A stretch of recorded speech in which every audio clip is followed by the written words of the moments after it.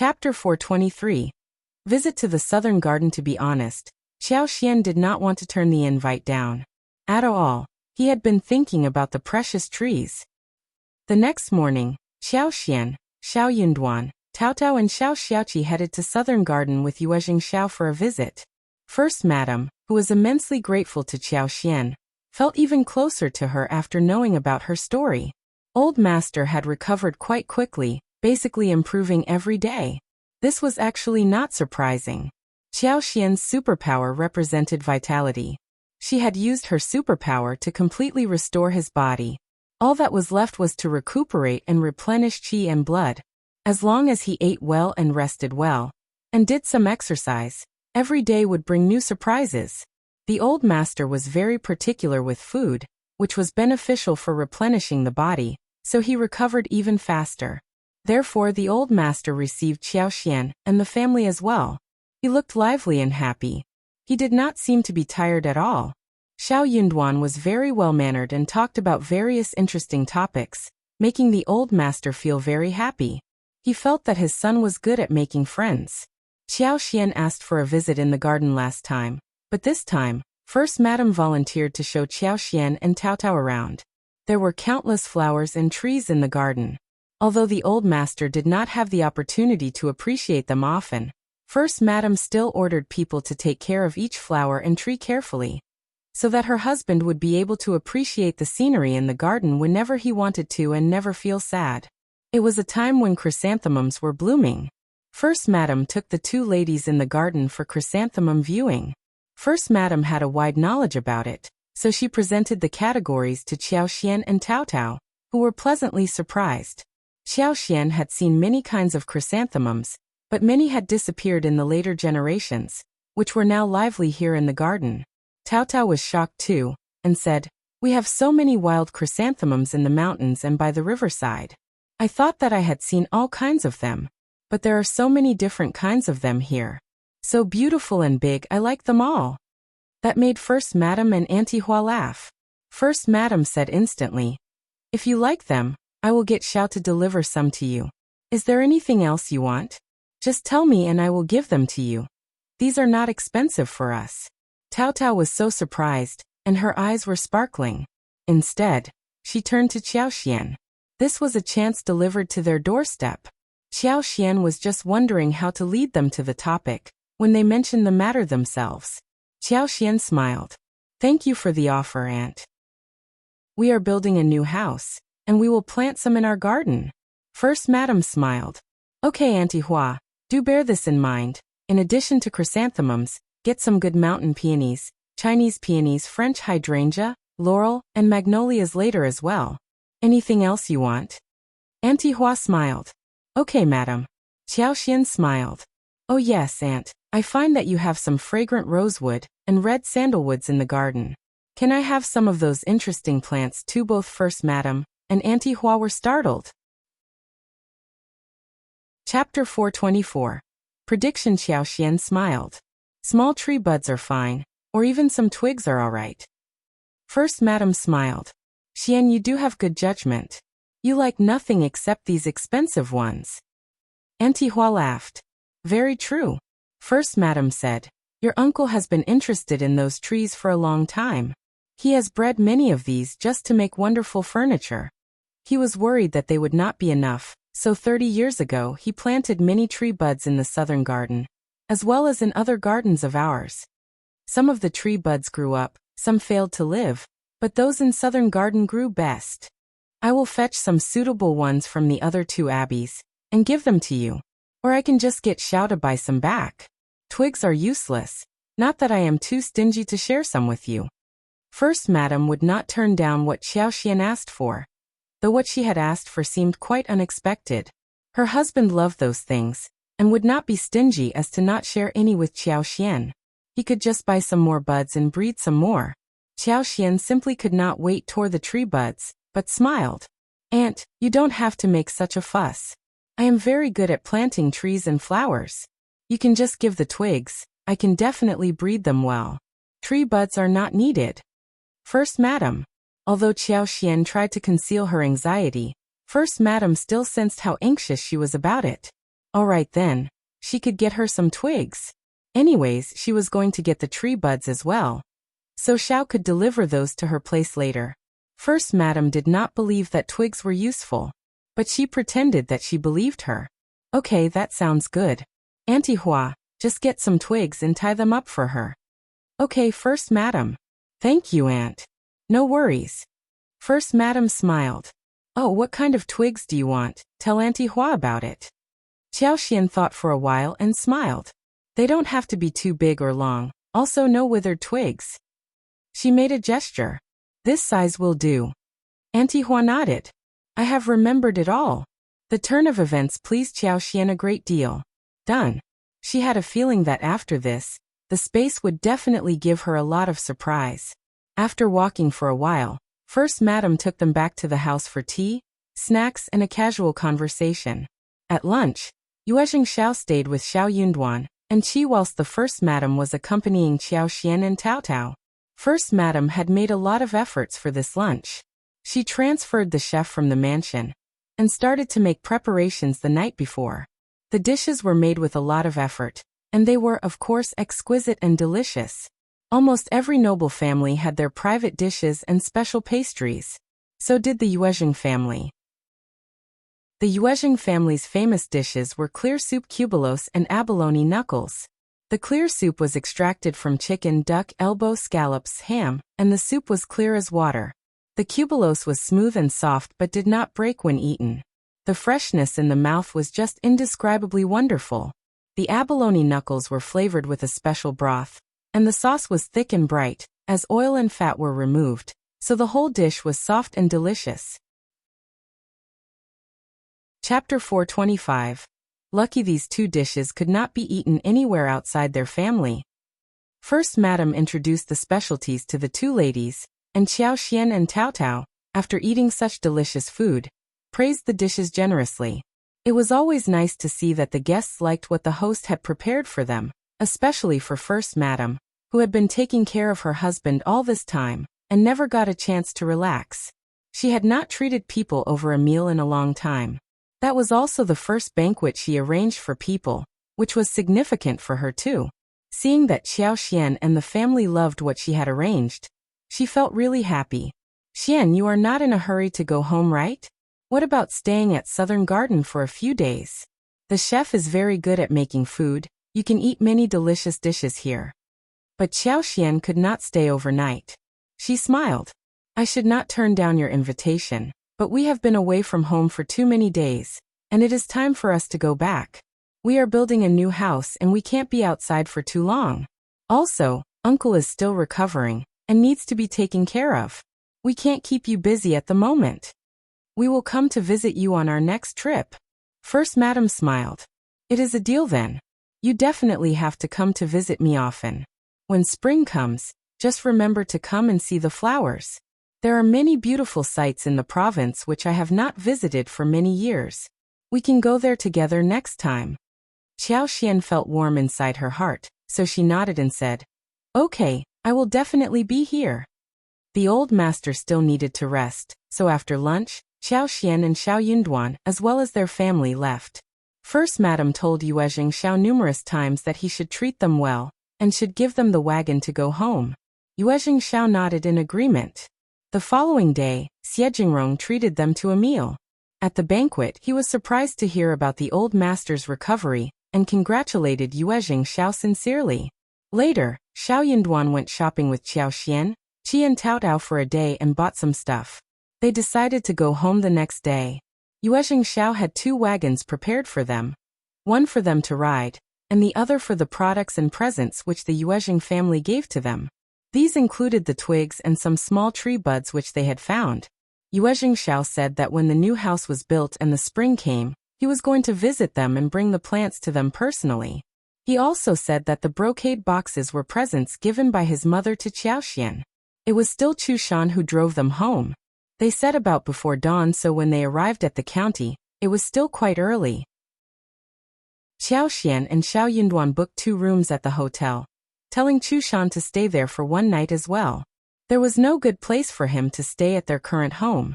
They had just booked the hotel, and were about to get onto the wagon, and they heard a sound of hay behind their backs. Startled, Qiao Xian knew that it was Qiao Ko who was there. She and Xiao Yinduan exchanged a look. They waved and blinked at Chu Shan and the coachman in the wagon, thinking that they were lucky that they had not yet gotten into the wagon. Good. If Qiao Ko and Qiao Wei saw them going into the wagon, they would have had difficulty in explaining what was going on. Qiao Xian turned around and saw Qiao Ko lifting the drapery, smiling at her, and Xiao Yinduan. Next to her was Qiao Wei. Chapter 426. Slap on face. Qiao Xian held in her anger and walked up to Xiao Yinduan. What a coincidence, sisters. Qiao Ko sneered. What are you doing here? Xiao Yinduan smiled. I am going to college and my wife is keeping me company. Qiao Wei snorted. Minghua College does not follow rules now? Anyone and everyone is allowed to go inside? Qiao Xian said. I will be waiting for my husband outside. Qiao Ko chuckled. It seems that you and cultivated talent Xiao are getting on well with each other. When you were about to get married a while ago, you cried loudly, begging not to get married. But it seems that you were pretending, right? Good that my mother knows to whom you should marry. Look at how well you are living now. Having heard what Qiao Ko said, Qiao Wei and the maids around them laughed. Qiao Xian got so angry that she wanted to hit this person. This bitch was so annoying. How could she say such words in front of Xiao Yinduan? Xiao Yinduan moved his feet and guarded Qiao Xian behind his back, glancing at Qiao Ko plainly. I admire second miss and she is a kind-hearted woman. She has adjusted well to the marriage, and we are living a good life now. Qiao Xian had not expected that he would say so. Feeling sweetness inside her heart, she looked up at him, and could not help but blush. She felt a bit embarrassed when hearing such passionate words in front of others. She should hear them in private. Qiao Ko got stuck with words and could not help but feel jealous. What did Xiao Yinduan mean? So he knew that Qiao Xian disliked him earlier, but he still kept flattering her, so she was finally moved by his actions? What kind of woman was Qiao Xian, that she was so cherished by someone? She deserved to shed tears and get disdained by everyone around her. Qiao Ko sneered. Stop being so full of yourself. Do you admire Qiao Xian or are you trying to suck up to my father? Everyone knows the truth. Xiao Yinduan was silent. He wanted to suck up to county magistrate? He had never been to the Qiao family's home, except for the 2 times when he had to. Moreover, he had what was he sucking up to him for? But he did not need to defend himself because everyone including Qiao Wei understood clearly that Qiao Ko was just being stupid. That made Qiao Ko feel slapped on the face. She glared at Qiao Xian. Qiao Xian said calmly. It is getting late. What are you still doing here? If you want, we can find a place and sit down, and can have a good chat with each other. Qiao Wei sneered. No need. Then she told the coachman to drive on and left. They were on the street, and she did not want to have any conflicts with Qiao Xian here. It was never a good idea to start a fight on the street. The more she thought about this, the more angry Qiao Ko became. She could not help but complain. Sister, second sister and that cultivated talent are so annoying. They look harmless, but they are actually full of terrible tricks.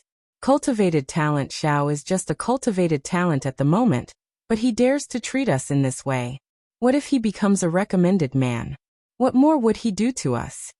Well, I don't think that he can become a recommended man, but maybe he will try other ways? I wish that he was not a cultivated talent at all. How could such a poor cultivated talent behave like this? He did not deserve to even speak with her.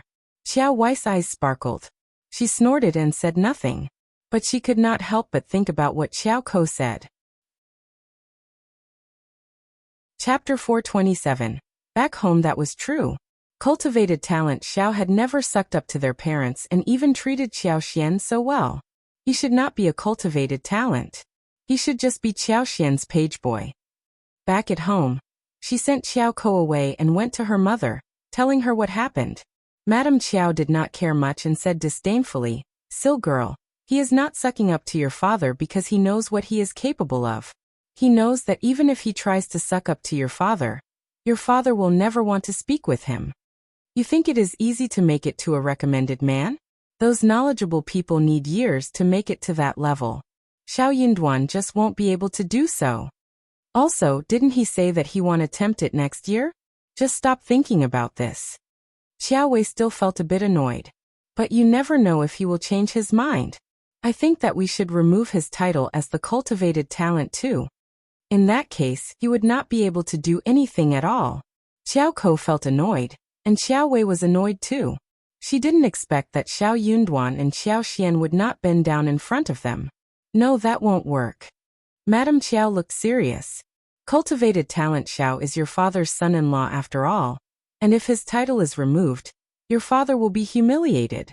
He definitely won't make it to the recommended man, so why bother to make a fuss? You will regret it deeply if your father gets angry. Qiao Wei was startled and hesitated. Her mother was right. The cultivated talent show was too poor to become a recommended man. Also, it was not very easy to remove his title as the cultivated talent either. What if she caused trouble and her father lost face? She would suffer deeply, and that would only mean a favor done to Qiao Ko and concubine Du. As she thought about this, she remembered that it was Qiao Ko who instigated her to do so, and Qiao Wei became even more annoyed. She was not someone who tolerated her anger, so she told Madame Qiao about everything. Angry Madame Qiao shouted, "What a bitch! How dare they try to use us? Wei, be careful not to be used by that bitch." Madame Qiao felt so angry that she snapped at concubine Du and Xiao Ko when they greeted her the next day. Concubine Du was ordered to stand still for one day, and her legs were shivering by the end of it. Xiao Ko was too scared to argue or protest. When Xiao Ko and Xiao Wei's wagon went far, Xiao Xian and Xiao Yunduan climbed onto the wagon. Xiao Xian felt quite anxious. Although she knew that Xiao Yunduan was not a superficial person, she was still quite worried that he would be affected by what her sister said. She wanted to ask him and give some explanation, but with Qi and Tao Tao around, she could not find a way to start the conversation. She was feeling quite heavy in her mind. Suddenly, she felt a touch of warmth on her wrist. Xiao Xian looked up and saw Xiao Yunduan's eyes on her. Xiao Yunduan pinched her wrist and released it, talking in a soft voice. "Let's go home." Startled, Xiao Xian no longer felt anxious. She smiled and nodded with her eyes sparkling. Okay. When he said "let's go home," they were heading towards their home, so he was still treating her as his family, and it meant that no one would be able to separate them. Xiao Yunduan smiled back at her, and both of them felt relieved in their hearts. Back at home, the sun was setting in the west. The whole family was happy to see them back, and helped to carry the gifts into the house, chatting happily. Chapter 428. Stupid cousins Chu Shan, and the coachman left from there when it was getting late. Xiao Xian put most of the stuff back into the room, and shared some with Miss Fang and Ms. Su. She asked Qi and Tao Tao to carry the tree buds into the garden. She was going to deal with them tomorrow. Then, she shared the snacks with the entire family. First, Madame had given them 2 boxes of pastries, which were made by their special chef at the mansion. They were sweet and crispy and everyone loved how they tasted. Xiao Yunduan and Xiao Xian felt assured hearing that everything was going well at home. When they talked about how bustling the province was, Ms. Fang could not help but look forward to visiting there, let alone Xiao Sanlang and Yang Xiaoni. They had never thought about this earlier, but things were different now. Xiao Xian smiled. When it becomes warm next year, we will all go there for a trip, okay? That sounds great. I want to go too. Xiao Sanlang and his wife were the most motivated when hearing the proposal. Ms. Fang looked at the couple hesitating. But can we all really go there? Xiao Xian smiled. Yeah, Mom, we can rent a wagon and we'll arrive within 1 day. Our whole family will go together. Anyways, we have enough money with us. We don't have to be worried about anything. Ms. Fang laughed. Okay. We will all go there. Okay. The whole family laughed and talked, when suddenly Xiao Lulang rushed in. 5th cousin. Everyone was startled. Ms. Fang frowned and asked Ms. Su and Yang Xiaoni to go make dinner. Xiao Yunduan was confused. What is it? Xiao Lulang looked so angry when he said, "Why didn't you tell me about going to Brother Yu's home for a visit?" Xiao Lulang had been suffering terribly ever since he got to know about it. The more he thought about it, the angrier he became. He just could not help but imagine how Xiao Yunduan stood out among all those excellent people. And he was so annoyed by this imaginary picture. He was counting the days for Xiao Yunduan to return, and the longer he waited, the angrier he felt. Hearing that Xiao Yunduan was back, he could not wait even for a single moment to come over and accuse him. Fifth cousin, your behavior is way over the top. Brother, you and I are good friends too. So, how could you leave me behind? You are just jealous of me speaking vividly with him, and fear that he will like me better than you.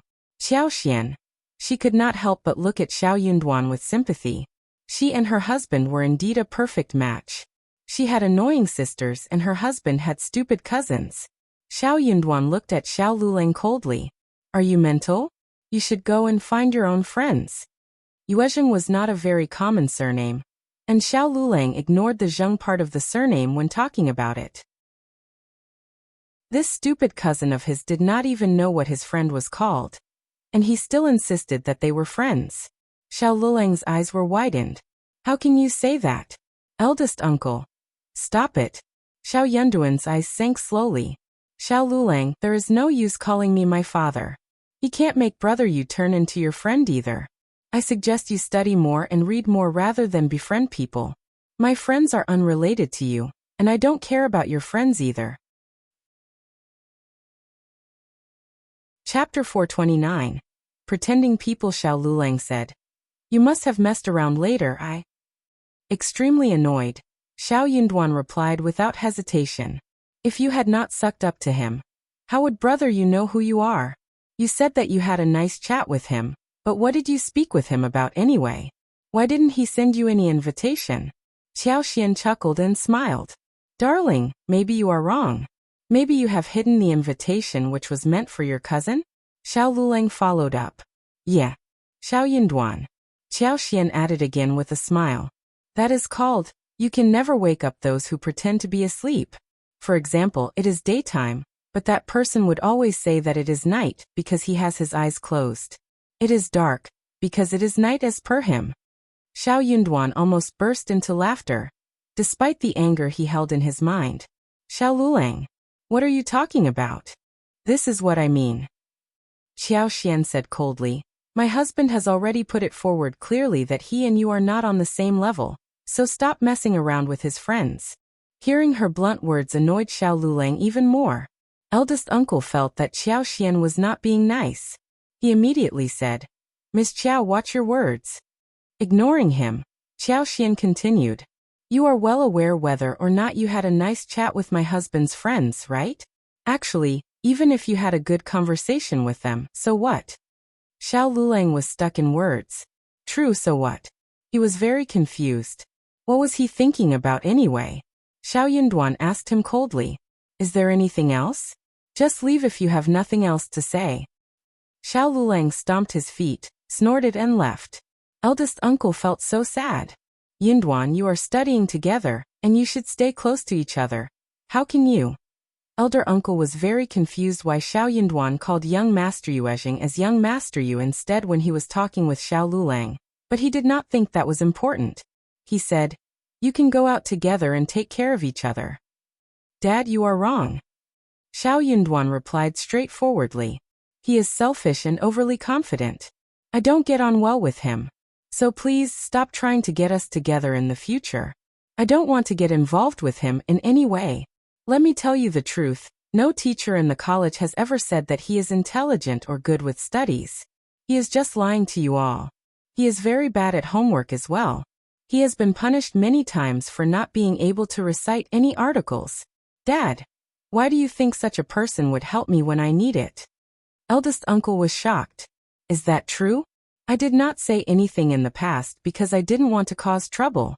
But I am not lying to you. You can ask around it, you don't deceive me.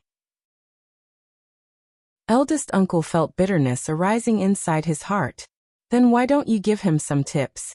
Miss Fang became displeased. Just look at how he behaves with us. You think Qianduan's words can get through to him? Xiao Yunduan said as well. You can instruct and guide him if you want to, Dad. Eldest uncle sighed and felt grievous. But if what you say is true, but... Chapter 430, Jealousy MS.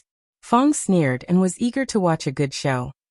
She said to herself, Just speak with him and see if he wants to listen to you. Xiao Lulang still believed firmly that Yuezhing Xiao and Xie Jingrong had treated him as a friend, and that Xiao Yinduan must have stopped him from joining them for the visit. But he did not know how to counter him, and he had no place to vent his anger. The next day, eldest uncle could not stand it anymore. But when he tried to guide him to the right path, Xiao Lulang snapped at him and complained about Xiao Yinduan, saying that eldest uncle should discipline Xiao Yinduan, so he would not dare to treat him like this in the future. The eldest uncle finally got the chance to tell him what he had been prepared to tell him after a long while. The moment Xiao Lulang heard him, he interrogated eldest uncle about where he heard such a rumor. He shouted and asked who was trying to humiliate him. It must be Xiao Yinduan who said that, right? He is lying, he is just jealous of me. Xiao Lulang kept accusing Xiao Yinduan aggressively, but he did not dare to confront Xiao Yinduan about it. In the end, he ignored eldest uncle and left from there angrily. Eldest uncle was confused. He did not think that his son would lie to him, but his nephew was also a literati who did not seem to be lying either. After breakfast, Qiao Xian sorted out the presents and gave a portion to each member of the family. Qiao Xian finally unpacked the gifts which the first madam gave her. She had been prepared that the first madam must have given her many expensive presents. But what she saw was far more than she had anticipated. Just the whole set of 40 pieces of gold head and face jewelry inlaid with gold and jade were already dazzling her eyes. The hairpins, the crown, the earrings. Everything was exquisite in workmanship and beautifully made. Qiao Xian could not wear them outside right now, but each piece was so beautiful to look at. It made her feel happy. First Madam apparently knew that this was for her to appreciate and collect, so she gave her 20 more pieces of jewelry which were well made and proper to be worn in daily life, beautiful but not too outstanding. Apart from jewelry, she had received some exquisite garments, fragrance, cubulos, donkey hide gelatin, and some other jadeware as well as some porcelain for flowers. First Madam did not really take her as goddaughter for real, yet she seemed to treat her like one. Qiao Xian felt very moved. She had saved the old master's life for sure, but First Madam also treated her with full sincerity. After she put the precious things away, Qiao Xian went to the garden to plant trees. She needed to put her plan into practice quickly, and asked Qi and Tao Tao for help. She planted those buds in a corner of the garden, but did not work on the twigs. She dug a hole and had it half covered with the soil, and waited for the right plants for transplantation. Transplantation did not actually work, but she needed an excuse to put these things into her space, so she did the whole charade. When the trees were planted, they checked the mushrooms inside the shed. Snow fungus were all out and the fruits were growing, but they were not ripe enough to be picked yet. The mushrooms and wooden ears could be harvested though. Let's just pick the mushrooms, wooden ears and snow fungus for sun drying today. Qi and Tao Tao nodded in agreement. Chapter 431. Updated space. I will fetch the basket and the bucket, and also get the elder sister-in-law and third sister-in-law. With that, Qi dashed off. Soon Ms. Su and Yang Xiaoni came over with baskets and buckets in their hands. Yang Xiaoni smiled. I just told my elder sister-in-law the day before that we should be ready to harvest mushrooms and wooden ears. Now that you are home, we can pick them. Ms. Su pursed her lips. You remember things related to food the most. Everyone burst into laughter. Qiao Xian smiled. Fresh mushrooms and wooden ears are very tasty, but we have no meat at home, or we can make ground meat with mushrooms, and that would be fresh and delicious. We will make a portion next time we buy meat.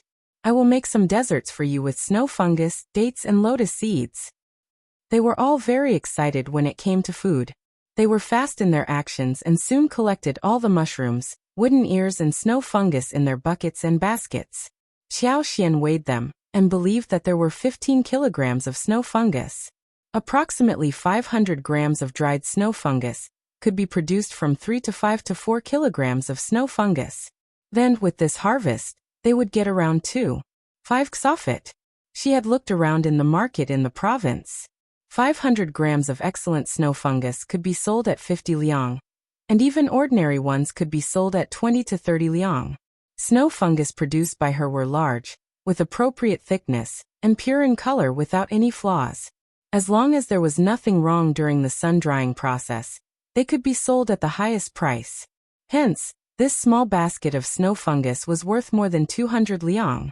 Qiao Xian asked Tao Tao and Ms. Su to carry the harvested fruits back into the house, while she remained there. They thought that she was just checking the mushroom shed, so they left accordingly. Qiao Xian shut the gate, let out a sigh of relief and could not wait to rush towards the buds. She put the 20 twigs of trees into the space. No one would notice the strangeness happening in the garden, since no one was around. When someone walked in and saw them missing, she could just say that the twigs had all gone rotten. What a perfect lie. When the 20 twigs went into space, they were deeply rooted directly. Qiao Xian could even feel them starting to grow the roots right after they got grounded in the soil. The magical energy inside the space grew vividly and made a huge stir. Motivated, Qiao Xian sensed instantly that her superpower had improved as well. She could even sense the moisture in the air and make an even longer day of weather forecast. The house, which had been covered with mist, was now getting very clear. But it was not enough. Qiao Xian pulled bud after bud and put 5 of them into space. Instantly, the magic became even stronger. She could not help but walk into the room. This time, she was not stopped. The room was right in front of her, empty. The wall opposite the gate was a storage shelf with layers. There was something in there that looked very much like an ATM at a bank. She walked forward and put her hands upon the misty screen, and soon, she was greeted with a lot of information. It told her what she should do with that ATM. Qiao Xian smiled brightly. This device was not only going to help her distinguish every plant in her space, but was also going to offer all kinds of answers related to plants. Chapter 432. Trash space into treasure. As her superpower grew stronger, she would get richer and get more answers from this machine. For example, if she got some precious and good things but had no idea what they were, she could come to the machine and try to figure out the significance of it through the machine and find the answer. For another example, if she wanted to know how to process some kind of tea leaves, she could turn to the machine and get the instructions here. When it was upgraded to another degree, she would have no problem improving the current technological problems, rakes, or the farming tools. The grids and boxes leaning against the wall were all for storage. She could put everything that was not alive inside. Each grid had a volume of 100 cubic meters, which would be enough for her for however long it was. They could be categorized neatly, very handy. Not all the grids were activated, but the very bottom row was already enough for her.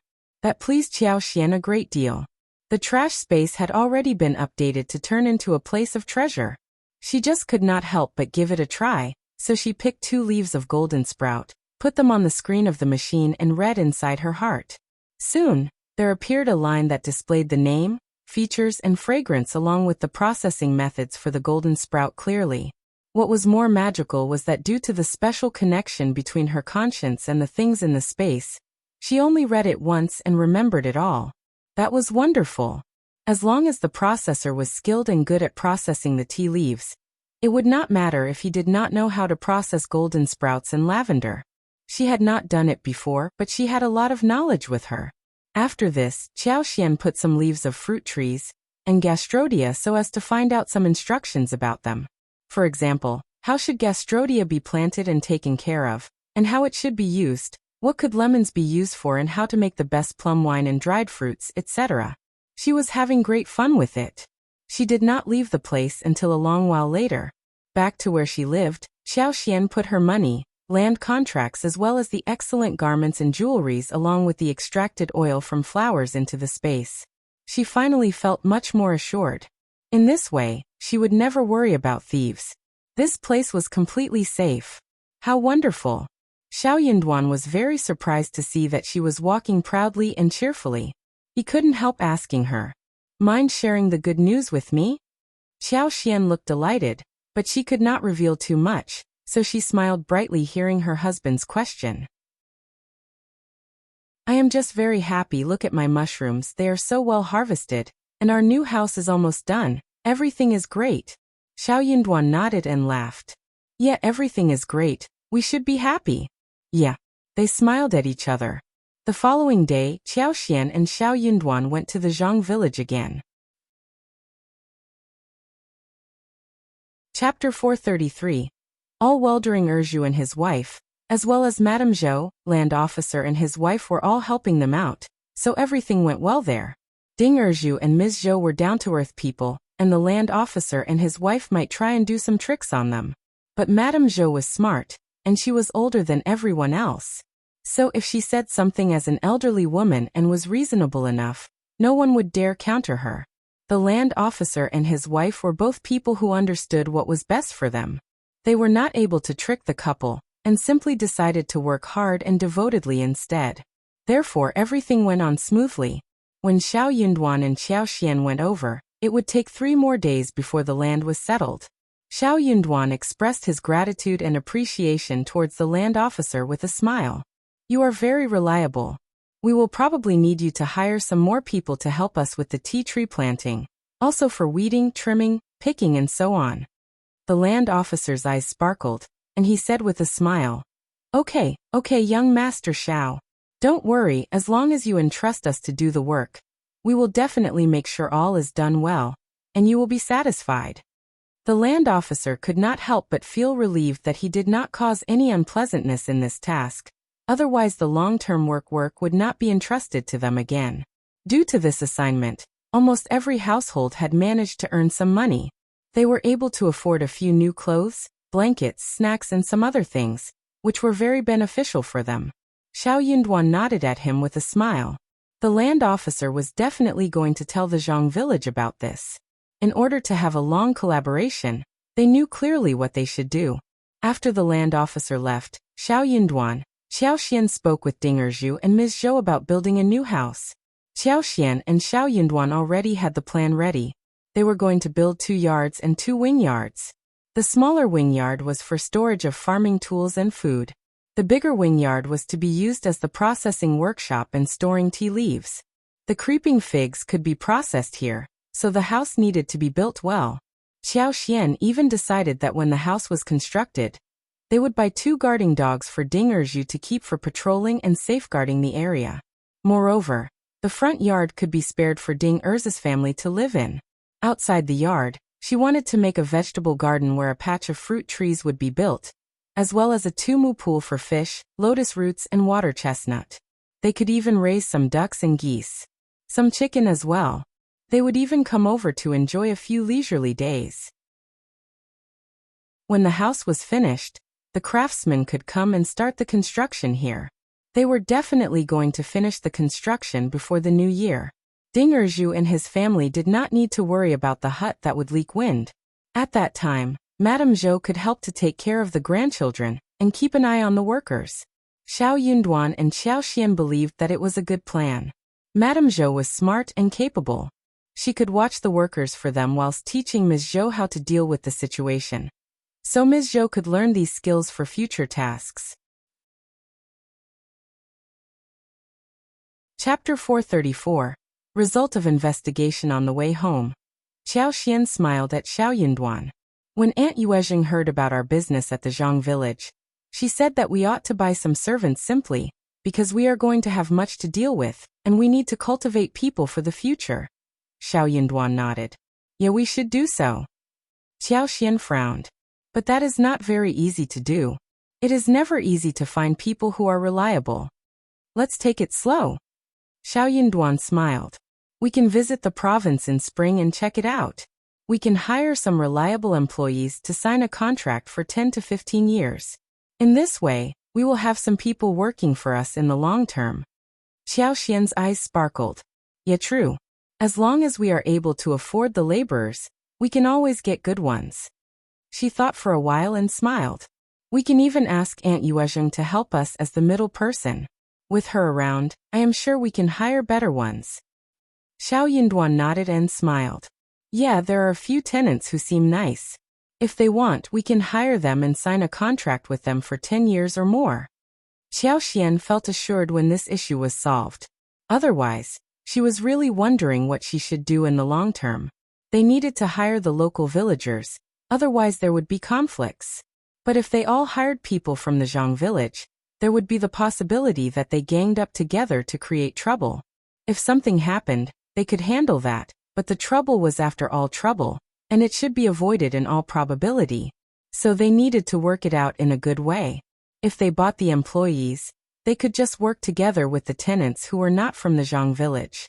Then they could select some good ones from the Zhang village, so that they could maintain a balance for future development.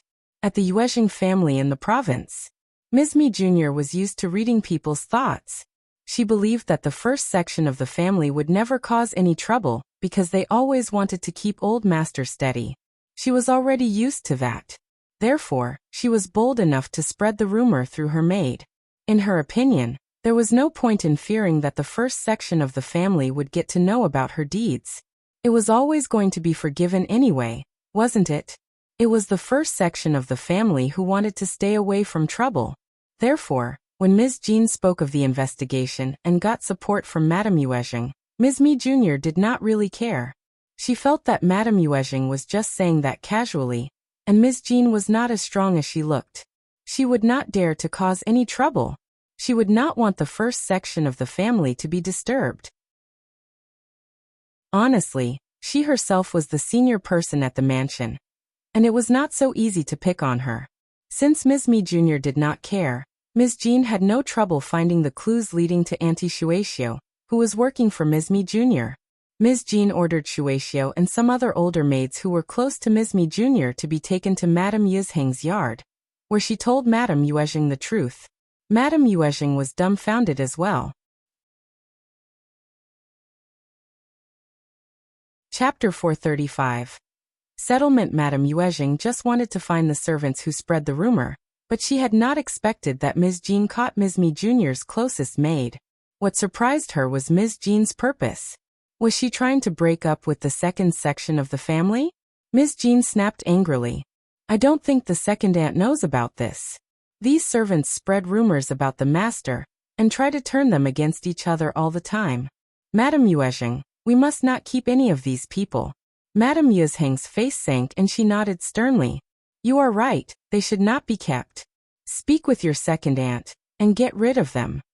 Yes, Madame Yuezheng. Ms. Jean answered and ordered those servants to be taken to Ms. Mi Jr. Hearing that the servants were taken away by Ms. Jean, Ms. Mi Jr. got furious and also surprised. She rushed to Madame Yuezheng's yard and on the way there, she ran into Ms. Jean. How dare you, Ms. Jean? Ms. Mi Jr. glared at Ms. Jean, looking rather furious. She was slapping right on her face. Everyone knew that Ms. Jean had caught her maids, and if she did not try to protect them, she would become the laughingstock of the family. She was already very humiliated when her niece found out the truth. Here you are, second aunt. Madame Yuezheng asked me to bring those people to you and discuss with you about how to deal with them. Ms. Jean smiled and narrated the whole process. Her words were quite clear.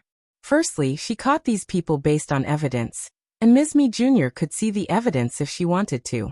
Secondly, she had already told Madame Yuezheng about this, and the old lady had ordered a serious punishment.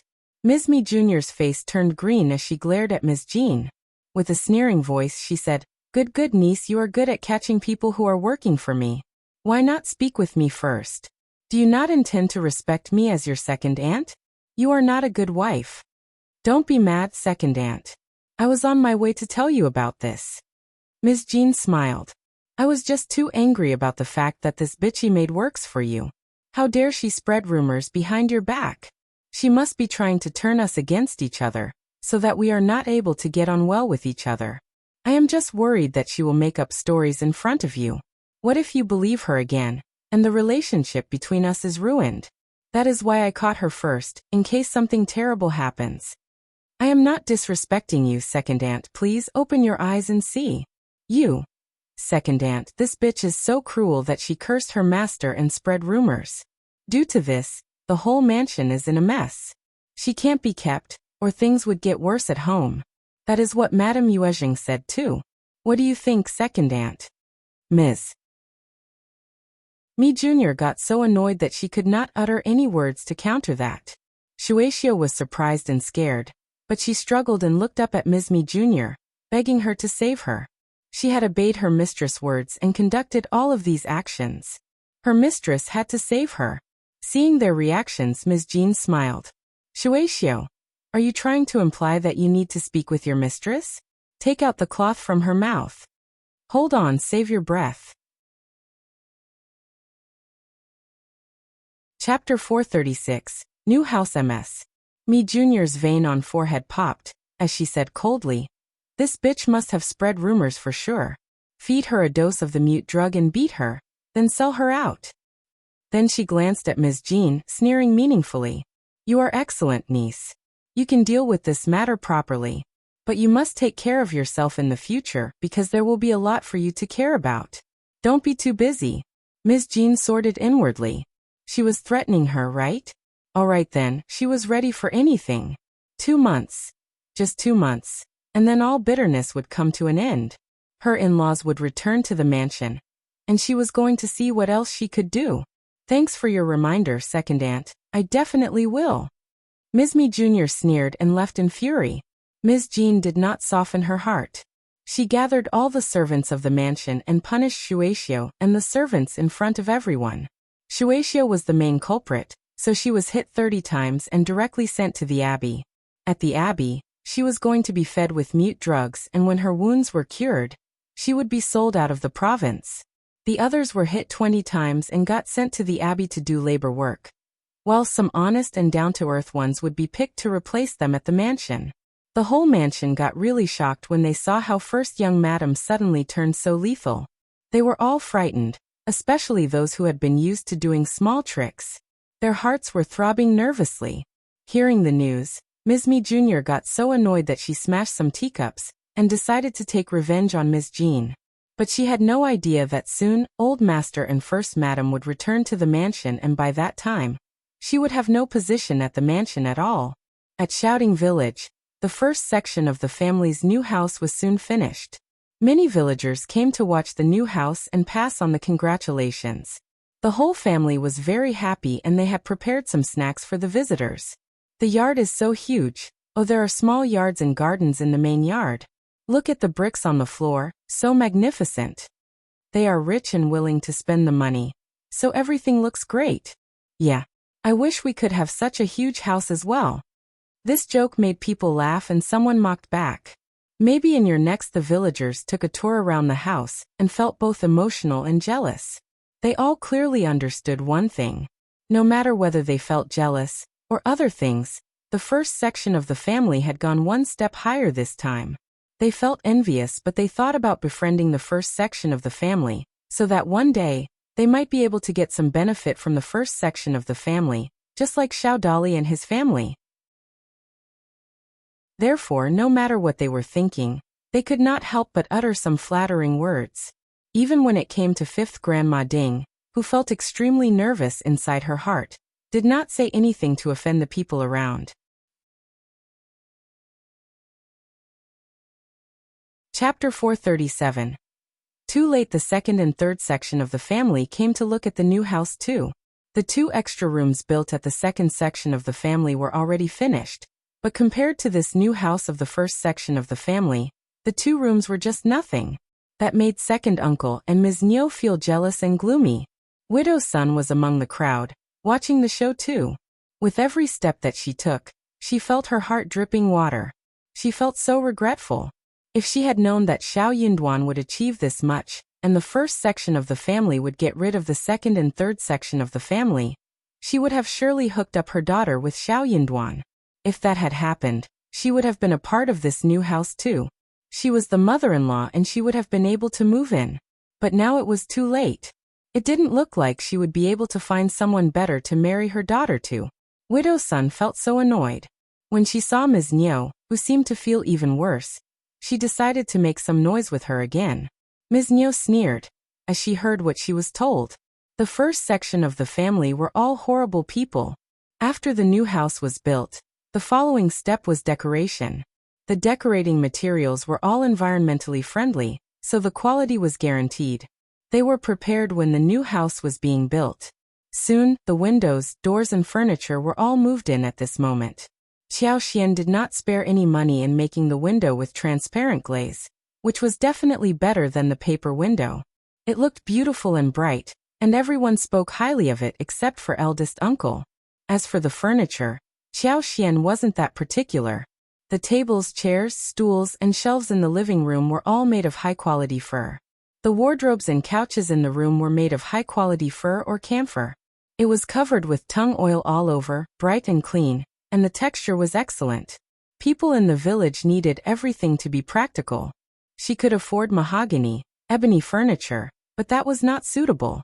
5 days passed, and the whole house was done decorating. The 6th day was an auspicious day to move in, and the whole family shifted in happily.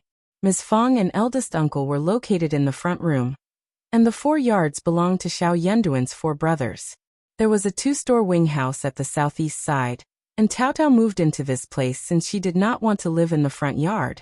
Qiao Xian and Xiao Yunduan got the best and broadest yard. Xiao Yunduan needed to study, so the best yard was for him to live in, and Qiao Xian came from a special family, which made it totally reasonable that she picked it. No one countered the choice. Instead, they were so grateful to move into such a wonderful house, which was all thanks to Qiao Xian. Qiao Xian liked her yard very much. The room was really broad, and there was 1 inner room and 2 wing rooms.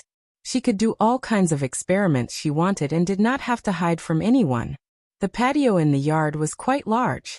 She had asked people to build 2 flower beds, and was going to plant some flowers and trees in spring, plant 2 magnolias and a pomegranate in the corner, and also plant some roses, rhododendrons and other low flowers and plants in the small backyard. The original spring was well protected and remodeled during the construction of the house. After the remodeling, there were still places for drinking water in the backyard.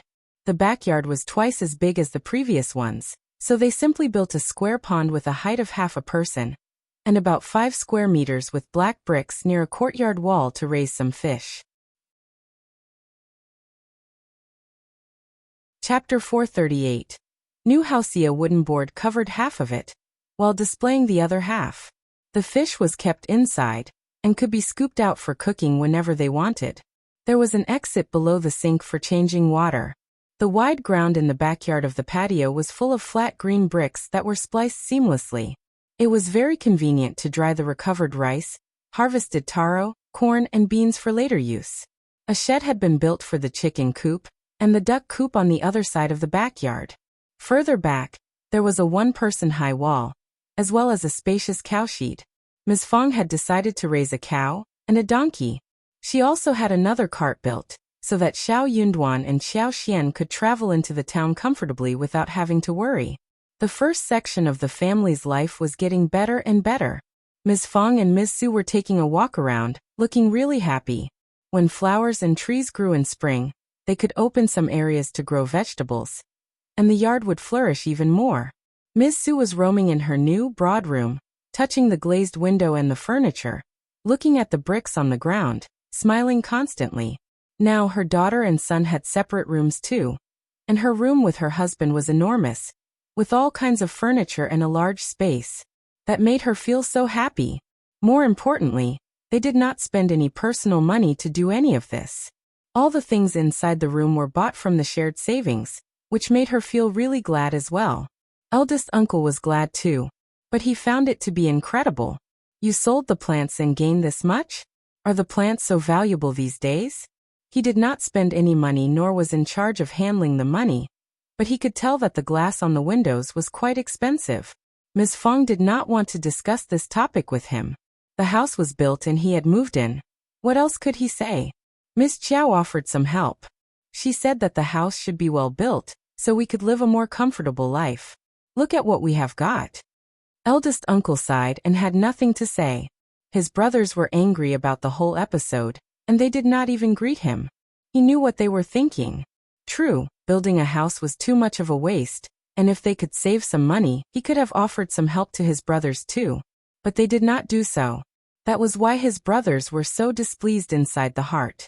But Miss Qiao offered the same reason, after which he would have nothing to say. Miss Qiao did not stop repeating her words. No nephew's wife supported the uncle's family. A hat would turn us into a laughing stock. They were all glad on the moving day. Qiao Xian prepared some food. Xiao Sanlang and Yang Xiaoni went into the town and bought some meat and tofu home. Qiao Xian picked some nice-looking mushrooms, chopped some meat, added some scallions and seasonings, and made a dish of mushrooms with meat. Miss Su ground some rice and made a dish called ribs with rice flour. Braised pork belly, stewed pork belly with soybeans, peanuts, and lotus seeds, stir-fried pork liver with green onions, and sauerkraut and miscellaneous fish pot were cooked as well. Finally, sugar-coated yams, scallions, tofu, and garlic vegetables were all put on the spacious and clean dining room, giving out a wonderful fragrance. Due to the move into the new house, Qiao Xian had prepared a jar of wine as well. It was a happy day for everyone. Chapter 439. The Qiao Family Translator. Henyi translations. On the day when the first section of the family moved in, the second and the third section of the family came over to check out the new place. The more they looked at it, the more sour they became. So they decided not to look at it anymore. They should at least treat them to some food when they move into a new house. They were waiting for the first section of the family to pass on the invitation. And despite the anger, they still wanted to eat the free food. However, the first section of the family never sent out any invitation, which made them really furious. What are they being so arrogant about? They do not want to accept us as family anymore, right? Alright then, we don't care. They should never ask us for help ever again. Unlike the second and third section of the family, those from the first section of the family were all sleeping well in their new house. Everything was spacious and wide in the new house. Moreover, Xiao Yunduan and Qiao Xian could even have their separate rooms. However, they seemed to have forgotten about this. They were still sharing the same room. Qiao Xian was rolling on the bed happily, feeling glad inside her heart. This was the countryside life she had been looking forward to enjoying. There was no shortage of food, clothing, and housing. There were flower fields and gardens. The fruit trees produced endless fruits. The vegetable fields had the freshest vegetables. There were chickens, ducks, and geese in the backyard, and as much fresh fish and shrimp as she wanted. There were all kinds of mushrooms, bamboo shoots, wild vegetables, wild fruits, and other things in the mountains, which could be harvested throughout the year. They were also able to make enough money for life easily. She could go out when she wanted to, or stay at home if she wanted to. On rainy days, the whole family could gather together to make dumplings, glutinous rice balls, steam rice cakes, and various other snacks. It was all so wonderful. However, she needed to remove the danger of the Qiao family, so that this wonderful life could last. Qiao Xian needed to become stronger. The following morning, Ms. Fang asked eldest uncle to inform his brothers and the families to come over and eat dinner at the new house. Ms. Fang never skipped on what she needed to do. Eldest uncle headed off immediately. He had wanted to ask his brothers' families to eat the day before, but Ms. Fang said that the house was too messy to receive any guests, and that they should do it the next day. Eldest uncle believed that too, so he gave up on the idea. But that was not the point. The whole family wanted to have a good first day. Why would they need the second and third section of the family to cause them trouble? They wanted to spend a happy day alone. As to why Ms. Fang asked eldest uncle to inform his brothers' families, it was not because she was afraid of the gossip. It was reasonable that they did not hold the banquet on the previous day. But if they did not invite them all together, that would look intentional. Qiao Xian did not cook dinner. It was Ms. Su and Yang Xiaoni who cooked, since she already did a lot of cooking the day before. They prepared 1 chicken, 1 duck, and they fetched some carrots, vegetables, and leeks, as well as some yams, mushrooms, wooden ears, which would lead up to 2 full tables. They would have more people into the family in the future, so they had 1 large dining room built in the house. The place could hold 4 tables or even 6. Chapter 440. More sour. The dining room was connected to the main room at one end, protruding towards the patio, and it was perpendicular to the main room at right angles. It was rectangular, with one side facing the kitchen, and was separated by a door. On the wall opposite the door was a set of cupboards and a row of chests of drawers almost as tall as a person. In addition, there were 6 windows in the middle of the 2 opposite walls, which were inlaid with light-colored glass. During the day, the sun shone in from the windows, which was very bright. The food was put on the table, and Ms. Fang smiled and greeted everyone from the second and third section of the family. After the first section of the family finished cleaning things up, the other two sections of the family visited the place for the first time. Seeing that the house was neat and tidy everywhere, the brand new furniture was made of good wood, and beautifully made, they had already turned sour inside and out. They felt even more jealous when they saw the dining room. Ms. Zhang could not help but snort.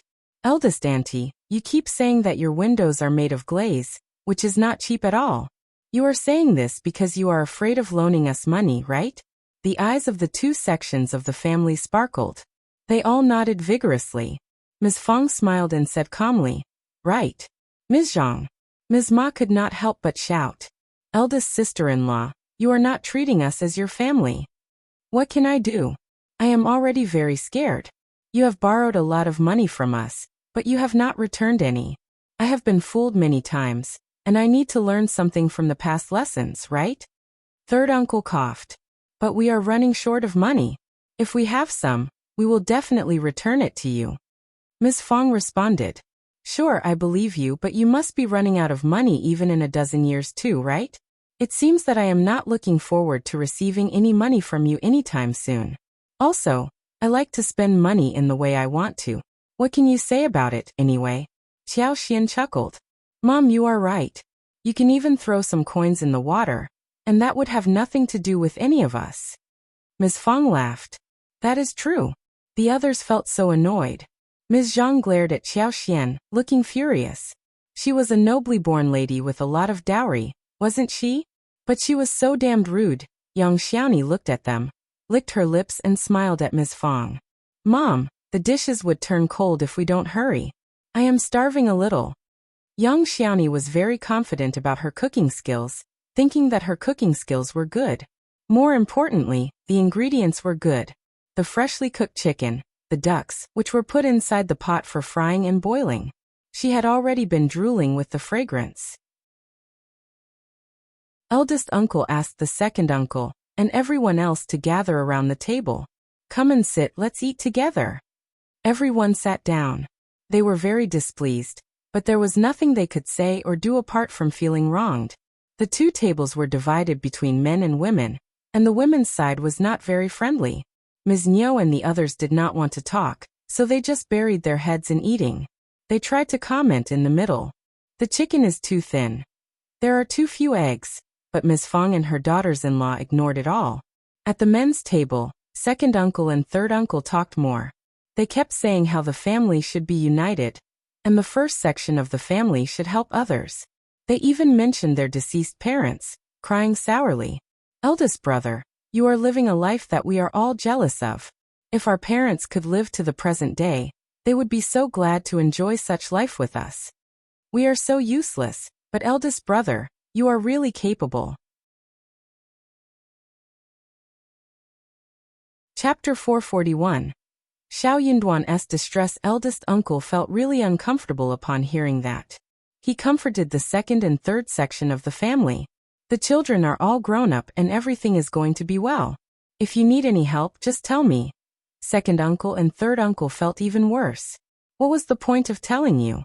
Could you force Ms. Qiao to offer her money? You were just saying good words." Xiao Sanlang and she did not care what they were talking about. They kept eating food with their heads buried. Xiao Erlang did the same, which made the two uncles annoyed again. The dishes were almost gone while they were talking. Xiao Yunduan chuckled inwardly. This was the best and easiest way to deal with them. After dinner, second uncle and the others left directly. What was the point of staying here? Everything made them feel so annoyed. After a couple of days, it was time for Xiao Yunduan to go back to college. Unexpectedly, he ran into Zhao Guanghua again in college. "Brother Yunduan." Zhao Guanghua sounded as if they were close. He approached him and patted him on the shoulders in a pretentiously passionate way. Xiao Yunduan dodged his hand, took a few steps backwards and said kindly, "Young Master Zhao, what is the matter?" Zhao Guanghua was not a cultivated talent, so he should not be here to discuss the articles. He had not been here before either. Xiao Yunduan was a little confused, especially when this man treated him so kindly all of a sudden. Xiao Yunduan did not think that Zhao Guanghua had the intention of befriending him. "Brother Yunduan." Zhao Guanghua smiled. We are all good friends, Brother Yunduan. You don't need to be estranged from me. Xiao Yunduan smiled and replied politely. Sorry, I have got some work to do. Farewell. Hey, Zhao Guanghua stopped Xiao Yunduan and said with a smile.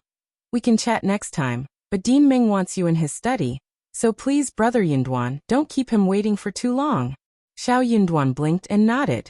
Okay, thanks for the message. Haha, don't mention it. Xiao Yunduan went away from Zhao Guanghua. However, 1 hour later, when Xiao Yunduan and several cultivated talents were discussing with Mr. Wu, who was holding the gathering, 3 students rushed in from the college and said that Xiao Yunduan sneaked into Dean Meng's study. He broke his favorite orchid and left from there.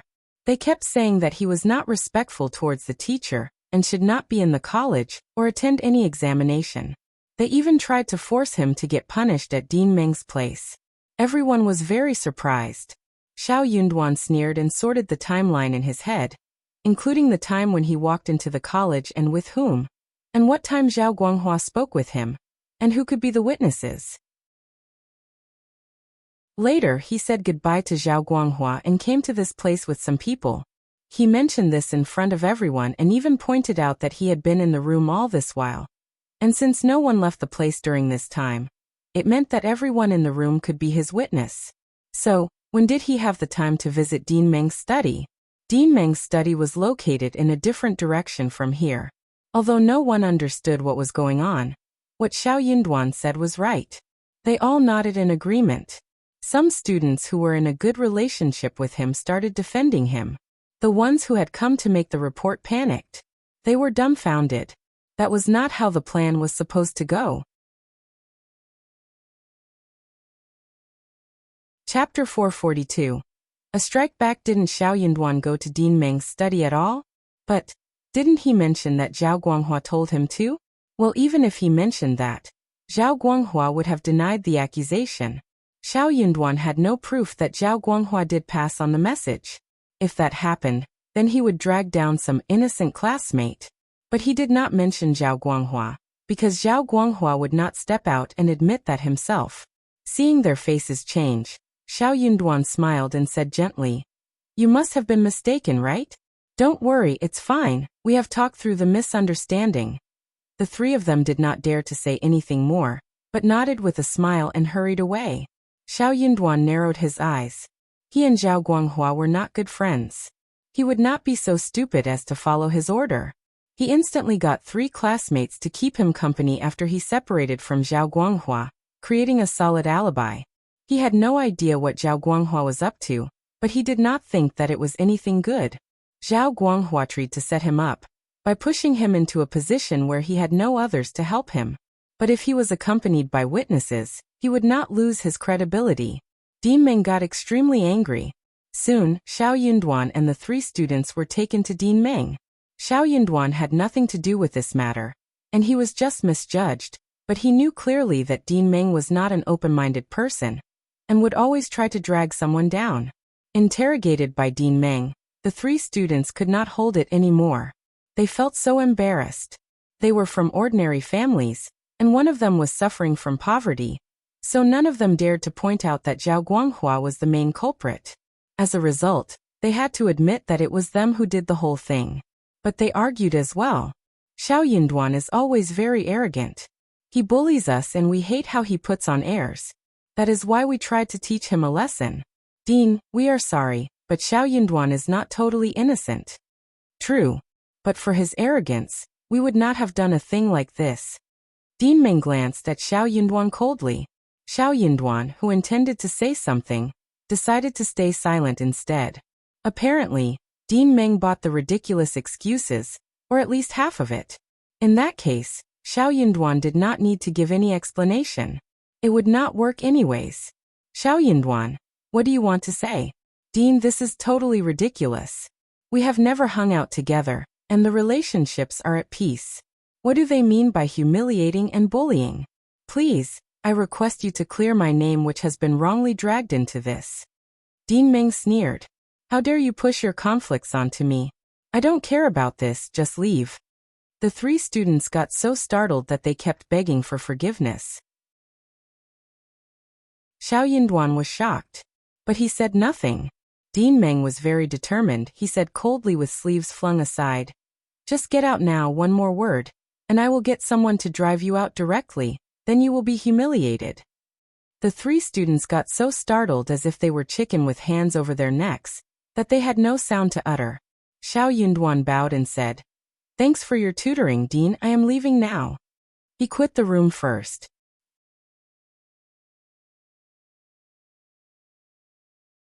Chapter 443. Elder Miss Qiao's words. The three of them exchanged a look and left as well. Xiao Yunduan felt very peaceful.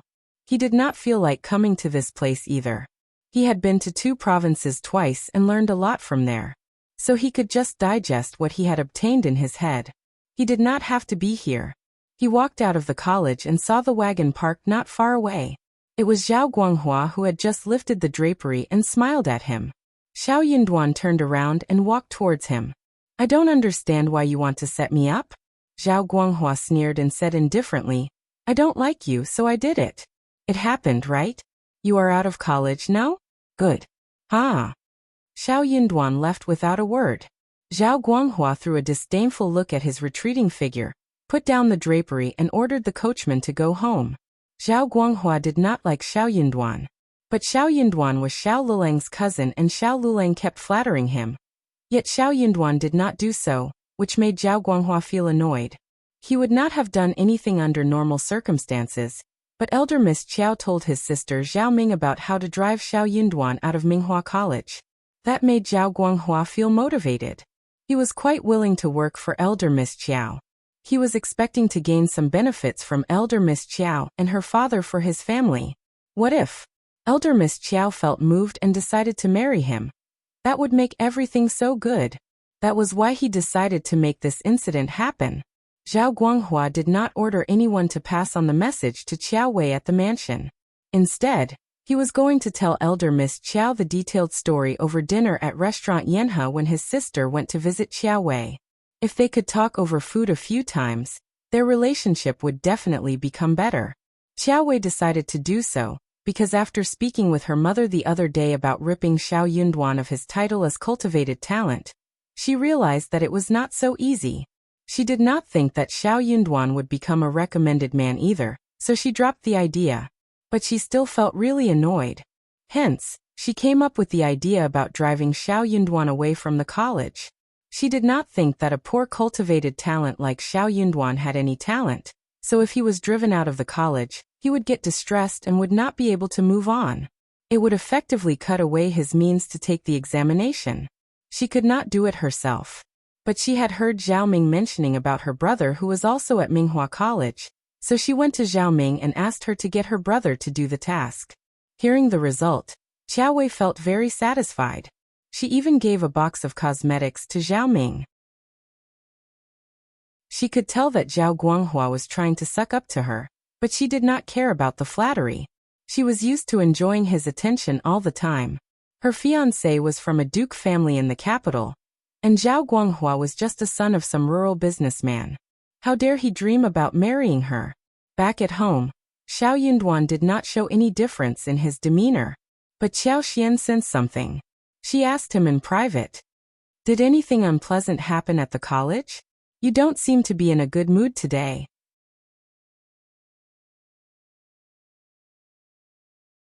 Chapter 444. Possibility. Xiao Yunduan laughed. "You sensed it?" Qiao Xian was startled, asking directly, "For real?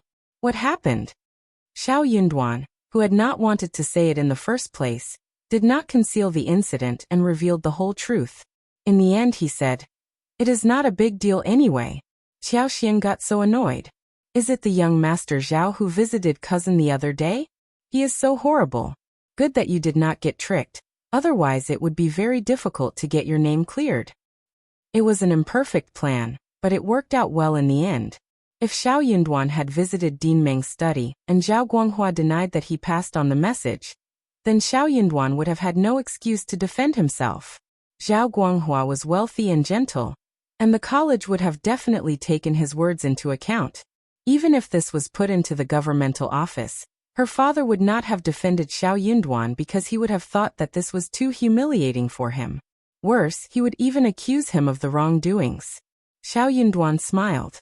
This man is not a moral person, and I have never hung out with him, so I would never have believed him, especially since he suddenly tried to get close to me. Qiao Xian smiled. Other people might have ignored this point, because no one would expect that he would dare to plot the dean. But you are so smart. Huh. Honestly, Dean Meng is not a nice person either. You were misjudged, and he even ordered punishment for you, Xiao Yunduan said. It doesn't matter. I don't need to go to college any longer. My studies would not be affected. But I just can't tolerate this injustice. Suddenly, Qiao Xian thought and said, You don't think that Zhao Guanghua bought out Dean Meng as well, do you? Moreover, Zhao Guanghua would not be affected even if you are not at the college, right? Why did he suddenly do this? For your cousin's sake. Your cousin isn't that powerful in his eyes, right? Qiao Xian had never met Zhao Guanghua before, but she had met Zhao Ming before. People like them would not treat Xiao Lulang as a true friend, nor do anything for him. The more she thought about this matter, the more confused she became. Xiao Yunduan had some speculations. He had never been enemies with anyone, and the only people who held a big grudge against him were the Qiao family. They ran into Qiao Ko and Qiao Wei the other day, and he met with such an incident now. How could he not think that there wasn't any connection between the two? He did not want to tell Qiao Xian about this in case she felt guilty. It was not necessary to mention this guest to her. Fearing that Qiao Xian may think about this aspect, Xiao Yunduan interrupted her contemplation gently. No one knows what someone is thinking about. It is not strange that people do something stupid at any time. I can still study for the imperial examination at home, which is better for me too. Qiao Xian nodded. If she continued to talk about this, she might make him feel even worse, so she stopped discussing it, and tried to encourage Xiao Yunduan so that he could feel better. Xiao Yunduan let out a sigh of relief seeing that she did not mention this topic anymore. It was getting very cold outside, and the wild chestnuts and persimmons in the mountains should be ripe. That made Qiao Xian feel highly motivated. It was a fine day when everyone went into the mountains to seek the wild chestnuts. Qiao Xian soon found a large patch of wild chestnuts on a flat hill. Since there were few people in the deep mountains, many chestnuts that fell on the ground had not been picked. There were some chestnuts with shells, rolling in the fallen leaves and grass, like little hedgehogs. Chapter 445. Abundance. Qiao Xian and others used wooden sticks to push away the fallen leaves and weeds, and picked up the shiny black and purple chestnuts, placing them into the basket. Those chestnuts that were still wrapped in thorn bags were broken open with stones, and the chestnuts inside were taken out. There was a big patch here, and many of them had fallen. They only needed to pick up the ones on the ground. There were also many trees, and the branches were covered with dark green and light green thorns. They simply needed to climb up the tree and shake the branches, and the fruits would fall down. There could be no one standing under the tree, or they would get bumps all over the head, which might cause some hurt. Yang Xiaoni and Xiao Sanling were foodies. They kept crushing the shells, picking the fruits and stuffing them into their mouths. The black and purple hard shell of the fresh chestnuts was peeled off, and then the inner layer of skin that was close to the nuts was taken off as well. When the light yellow chestnuts were eaten into the mouth, the juice was rich. It was crunchy and sweet, and the more they chewed, the more delicious it felt. They did not move an inch ever since they found this place. In the end, they harvested a lot of things. They had 4 packages which weighed nearly as much as 100 kilograms. Each of them carried some home smoothly. There are many trees, and we can come again in a week or so. We must take all of them home. There are so many of them. Yes, we can come again next time. They wondered what they could do with the chestnuts. Of course, there were many delicious things which could be made. Qiao Xian counted them one by one with a smile on her fingers. Needless to say, fresh chestnuts, stir-fried vegetables, stews, boiled or steamed are delicious. There are also fried chestnuts with sugar, which are very appealing. After they are dried, they have another taste which is equally good. Other dishes like stewed chicken with chestnuts, roasted pork ribs with chestnuts, stewed lamb with chestnuts, braised pork with chestnuts can also be made. We can also cook porridge, make dumplings for the Dragon Boat Festival, and grind chestnuts into powder, make chestnut cakes and chestnut buns. Anyways, chestnuts are a good thing. Everyone looked forward to all of these. We can try every one of them. I feel like eating all of them. Me too. Fifth sister-in-law, tell us what to do. We can work hard so you won't be tired. True. Qiao Xian smiled. Sure, we can fry fresh chestnuts with yams, steam them or something. We can start with that for tonight. Everyone smiled and nodded. Xiao Xiaoqi said regretfully, but it is getting late, and we won't possibly run into some wild animals to fry with the chestnuts. Qiao Xian smiled. Don't need to be anxious. We can dry chestnuts for an even better taste, and we can cook such dishes in the future. Back at home, they poured chestnuts into the basket, which was kept in the vacant room for sun drying. It was very broad and clean in the yard, very handy for sun drying. They picked some chestnuts, boiled them briefly, peeled off the shells, and the aroma of chestnuts wafted into everyone's nostrils. They took a bite of the flour and glutinous, which was delicate and sweet. Everyone liked it very much. Ms. Fang peeled the chestnuts for her grandchildren. She smiled brightly. You are so lucky to have found so many things which no one else could find. So many chestnuts. How can we finish them all? Young Xiaoni smiled. Mom, we can finish them. The fifth sister-in-law said that we can make many delicious dishes, add them to vegetables or porridge, ground into pastry, etc. Chapter 446. Reminder. They all laughed. Ms. Fang glared at her and said half-scoldingly, You remember everything about food. Young Xiaoni tried to explain weakly. Brother Sanlang knows more than me. Everyone laughed even harder. Ms. Fang was very amused too. You are almost the same. Don't blame each other. Qiao Xian smiled. She knows the mountains best and we have been there many times, so we are more lucky than others. Most importantly, we are living in harmony and hence, fortune favors us. That made Ms. Fang feel quite glad. She nodded and praised Qiao Xian. Qiao Xian suddenly thought of something and smiled. Mom, I think that we can make some smoked sausage and meat, since it is getting colder. True. They were all reminded of this and nodded in agreement. We have a lot of money now, so we can make a lot of smoked sausage and meat. True, they can be preserved for a long time. We can put them into the jar, and it should last us at least half a year. I am already drooling over the steamed smoked sausage and fried smoked sausage with garlic sprouts. Ms. Fang smiled too. It is time to make them. You should go to the town to buy the meat. Buy as much as you want. I will give you some money and we can make enough for our home, and also to take some back to our natal families. They had already bought 1 bull, 1 donkey, and the wagon was ready too.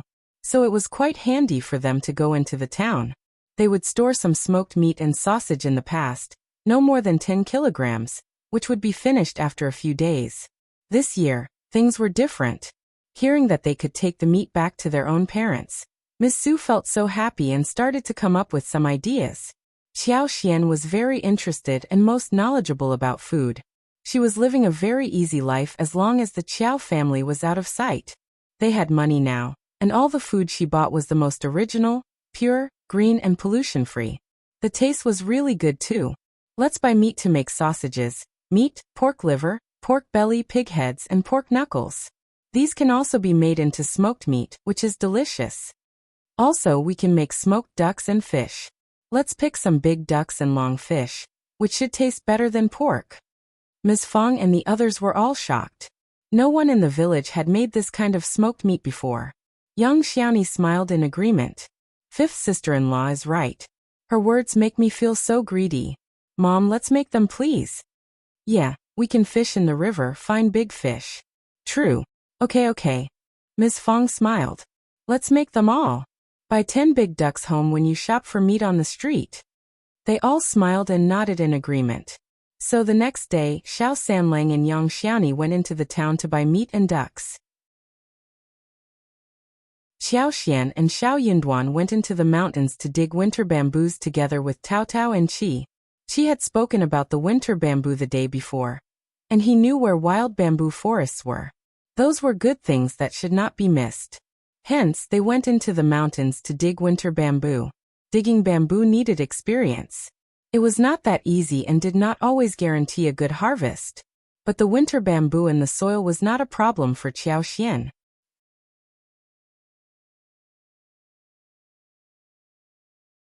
Chapter 447. Being busy, Qiao Xian pointed in the direction where they could find winter bamboo. She claimed that she was very experienced. That made Qi and Tao Tao glad. Half a day passed, and they found what 4 people could carry around. Without Yang Xiaoni and Xiao Sanlang, they would not be able to carry the things. As for Qiao Xian, what she could do most was to carry a few winter bamboos. Tao Tao could carry almost 10 kilograms. The 4 of them went down and returned, with more than 70 kilograms winter bamboo by the end of the day. Qiao Xian did not let them dig all the winter bamboo. She had a few left behind, so that they could grow out the next year. Startled, Ms. Fang did not expect that they could get this much. She smiled. Winter bamboo is a good thing, better than fresh bamboo. This entire pile should be dried. So Ms. Su and a few others started to get busy. There was a cellar in the yard. After the winter bamboo shoots were taken home, some were selected and stored in the cellar and buried in the sand. In this season, it would not go bad after being stored for even 20 or 30 days. They could just pull out some whenever they needed. They were going to have a good meal of fresh bamboo. After peeling off the bamboo shoots, the slightly yellow winter bamboo shoots were firm and small, and the faint fragrance of bamboo shoots was very delicious. Such fresh winter bamboo shoots were delicious whether they were fried or sautéed with various kinds of meat. No wonder the saying went that winter bamboos were more expensive than meat. Xiao Sanlang and Yang Xiaoni went into town to buy meat. They were going to make stir-fried sliced pork with winter bamboo shoots, stewed pork ribs with winter bamboo shoots, fried sliced bamboo shoots with shiitake mushrooms, and shredded fish along with bamboo shoot soup. They intended to get up early the next day, and were going to cut the winter bamboo shoots into cubes, add meat fillings, dried plums, and soak peas so as to make wrapped buns with fillings. These buns would be steamed. Such delicious buns would surely make everyone greedy for them. In addition to the ones kept in the cellar, Ms. Fang cut the winter bamboo shoots into slices that were neither thick nor thin. She blanched them in boiling water, added enough salt, picked them up and put them in a dustpan to dry, so that they could be made into dried bamboo shoots. They were all very busy. When Xiao Sanlang and Yang Xiaoni returned home, it was already evening.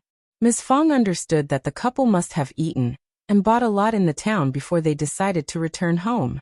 The reason why they arrived home before the evening was because they were drooling over Qiao Xian's cooking skills.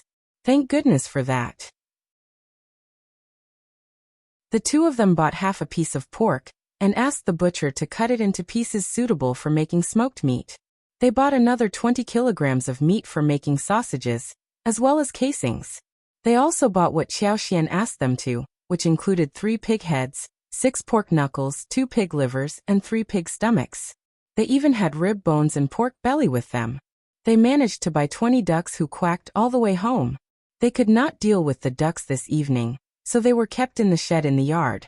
Pork needed to be processed first. They were all engaged in different tasks. Qiao Xian was cooking, whilst Tao Tao and Qi helped her. Ms. Fang, together with 2 of her daughters-in-law, started to wash the meat, pork knuckles, pig heads, etc. They spread a layer of coarse salt evenly, and then put them layer by layer in a clay tank. This would be marinated for about 4 or 5 days. After being taken out, it would be washed with warm water, stringed it with a straw rope, and hung above the stove. They could smoke them when they cooked food later. When time was enough, it would be turned into delicious smoked meat.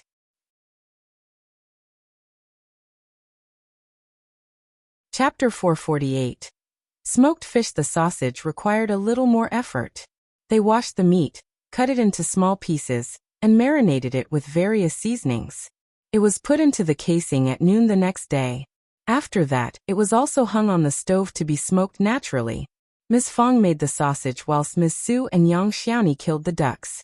It wasn't very easy to remove the feathers from the 12 ducks, so Tao Tao and Qiao Xian helped as well. The method of making smoked ducks was similar to that of smoked meat. They just needed to clean the whole duck and hang it up. The duck selected for wax duck needed to be fat, otherwise it would only have a skeleton without meat after drying, and it would not taste good. They processed 12 ducks and kept away quite many duck feet, duck liver, duck blood, duck intestines, and duck gizzards, which were all wonderful things. The family decided to eat hot pot that night. This was the pot that Qiao Xian had asked a craftsman to make, because she was greedy for it. They used the pork ribs bought the previous day to make the soup base. After boiling them, they simply stir-fried it to make a spicy pot bottom, just enough to make a double-tasting pot.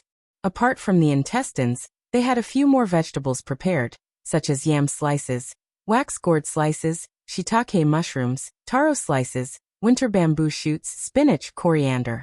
Some fish slices and fried meat-filled egg dumplings were also made. This accounted for a lively meal. Sure enough, they had never expected that when the intestines were put into the spicy pot, they could obtain such wonderful taste. They really wished to kill 12 more ducks the next day. The smoked meat and sausages were apparently not enough.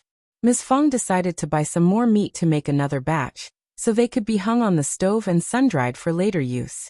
Qiao Xian was greedy for sweet-tasting smoked sausages. Ms. Fang was surprised. Sweet taste? With sugar? Yeah.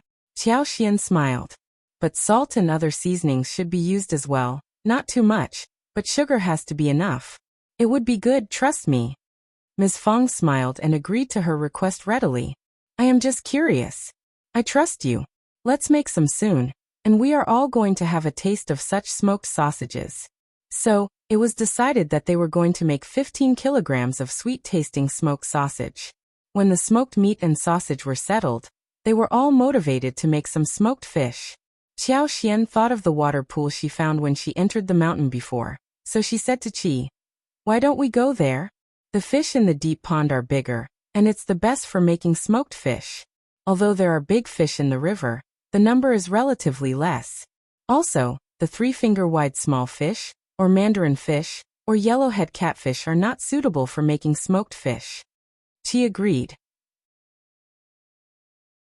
But the pond was a little far from the village, and they needed to have water with them to keep the fish alive, otherwise carrying it around would be too troublesome. Also, dead fish would not be good for making smoked fish. So they asked Xiao Dalong and Ms. Su to go together. Qiao Xian had been thinking about the fish in the pond for a long time, and the fishing net was very rewarding. When pulling it to the shore, they could see countless big fish jumping around alive and kicking, revealing their snow-white belly. Large grass carp, Asian carps, and Crucian carp that were more than a foot long were caught and put into buckets. The smaller ones were all thrown back into the pond. The harvest from 2 more nets was enough. Xiao Dalong, Ms. Su, Xiao Sanlang and Yang Xiaoni each had 1 bucket with them, and they went back to the village together. The fish was large in size, and just 4 of them filled up a bucket. But there was enough to take back when they were all together. There was no other problem except for the distance. On the way back to the village, they ran into a few villagers who had gathered around to watch the show.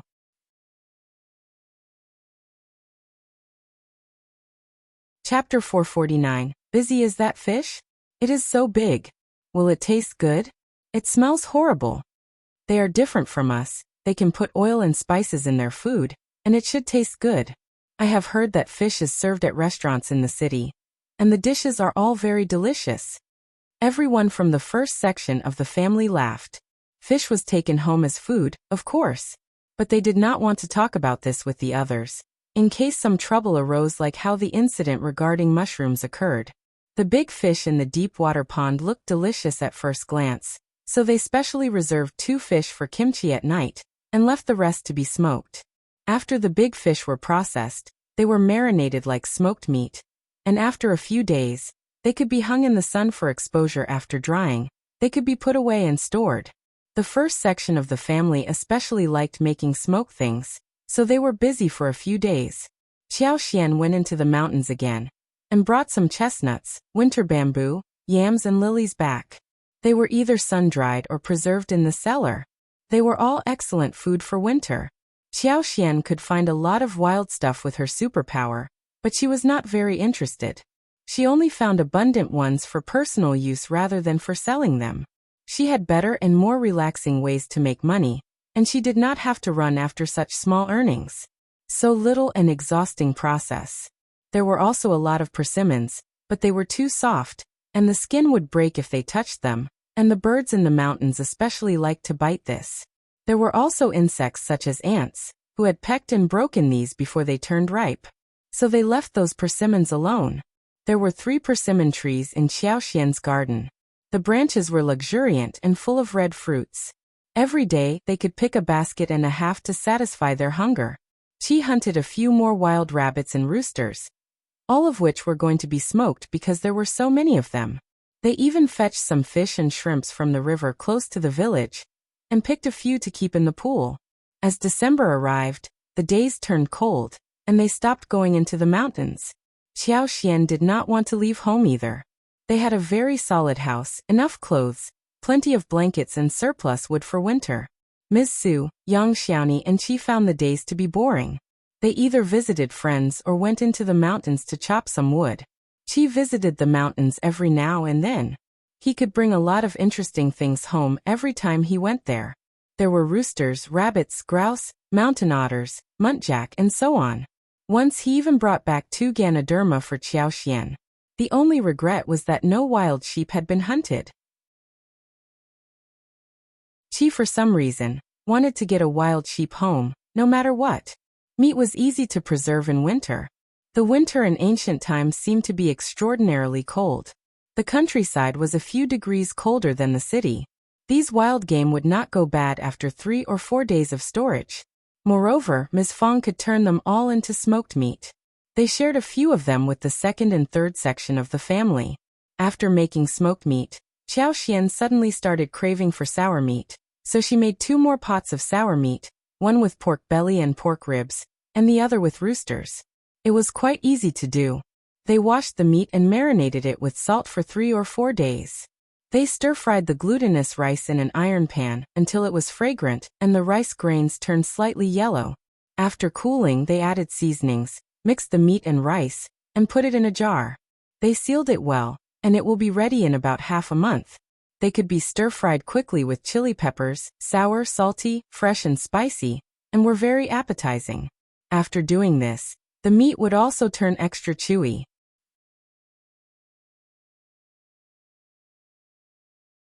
Chapter 450. A narrow encounter. While sour meat was being made, they made some preserved eggs and salted duck eggs as well. Everyone in the first section of the family spoke highly of the food, just like Qiao Xian had praised it before. They got everything prepared and they would have good food for the upcoming winter. Ding Erju passed on the letter, saying that the house would be built soon and asked if Qiao Xian wanted to join them. Xiao Yunduan and Qiao Xian paid a visit to the Zhang village soon. The villagers had worked fast and effectively.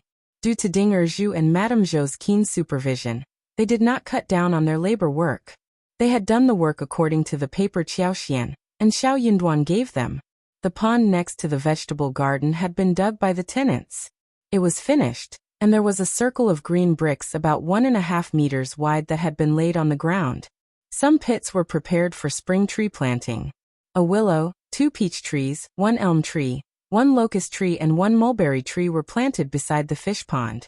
When they grew into lush shade trees, they would not only shade the pond from the sun and cool down in summer, but also provide a place where they could sit and fish under the tree, and eat the fruit leisurely.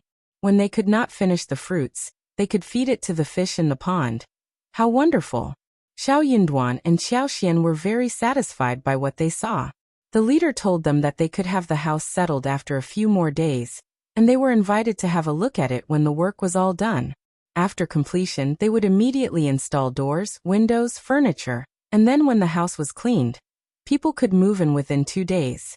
When they left the village, it was still quite early and Qiao Xian suggested going for a walk in the town, which Xiao Yunduan agreed to. In the 12th lunar month, the town was extremely lively, with all kinds of goods around.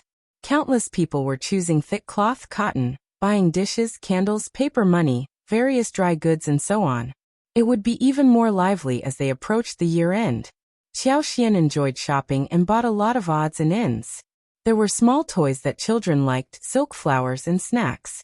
Xiao Yunduan kept her company and helped her hold goods. But they were unlucky to run into a few students from the college. Worse, 2 of them were Zhao Guanghua's followers. Xiao Yunduan frowned. It was too late to dodge them.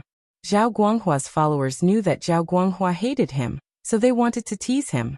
Hence, they approached Xiao Yunduan. "Oh, look at this, aren't you brother Xiao? I haven't seen you for a long time at college." "Haha, but he is not a student of our college anymore. He has been driven out, did you forget about it?" "Oh yes, it slipped my mind. Brother Xiao, I think Dean Meng punished you because he was very angry. What about us helping you out, brother Xiao? Maybe you can apologize to Dean Meng, and he can forgive you?" "Yeah, without teacher's guidance, brother Xiao will not be able to pass the examination." "Brother Xiao, don't take risks with your future." The two of them cooperated with each other, but Xiao Yunduan ignored it. He knew clearly that he had the evidence proving that he did not do anything. But if he apologized, things would get very different. After all, why must he apologize without having made any mistakes? "Thanks for your concern, but there is no need." Xiao Yunduan greeted them back, and said gently. Xiao Xian did not like these two men, and said to Xiao Yunduan, "Darling, we should leave."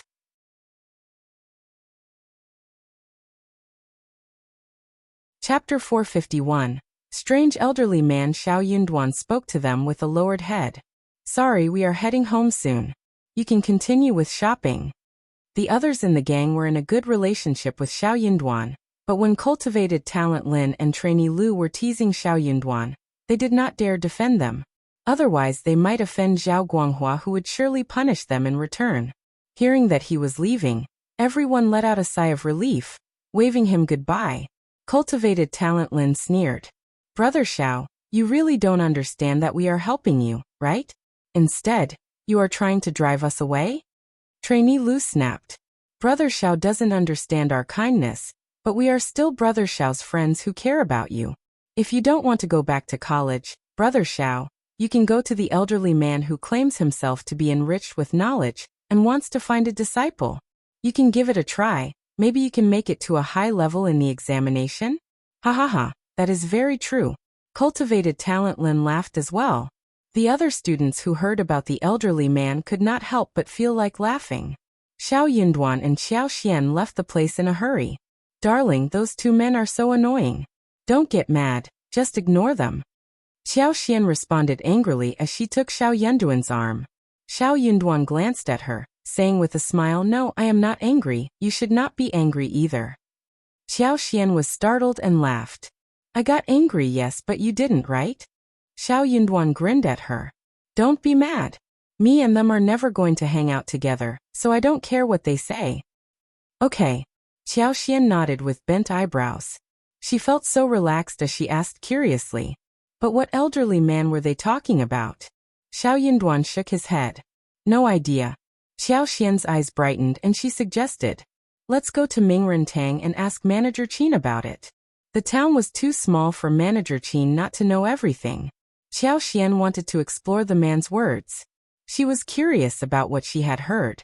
Xiao Yunduan could not help but laugh. His wife was just too inquisitive. He had not taken it into account, but since his wife wanted to know about this, they could visit Mingrentang. "Okay, let's go." The couple came to Mingrentang, and Manager Qin smiled. "Some more good things?" Xiao Xian smiled. "Not every time. I have got many chestnuts, yams and mushrooms at home. I will give you some if you want them." Manager Qin, who was just joking, suddenly felt like eating mushrooms. He smiled. "Okay, mushrooms with chicken is the best dish ever. I am waiting for your goods to come." Xiao Xian smiled. "Okay, I will bring them to you in a couple of days." Manager Qin took them to the back hall and started to talk. The couple asked about the elderly man's interest in taking disciples. Manager Qin laughed involuntarily and nodded. "It's true. 3 days ago, one elderly man was here with his page boy, and they were eating at restaurant Yanha. The elderly man claimed that he is not occupied, so he wants to take in a disciple to teach. He even has a few conditions for it. He wrote a poster and had it pasted at the gate of the restaurant Yanha. Everyone has been laughing at him ever since."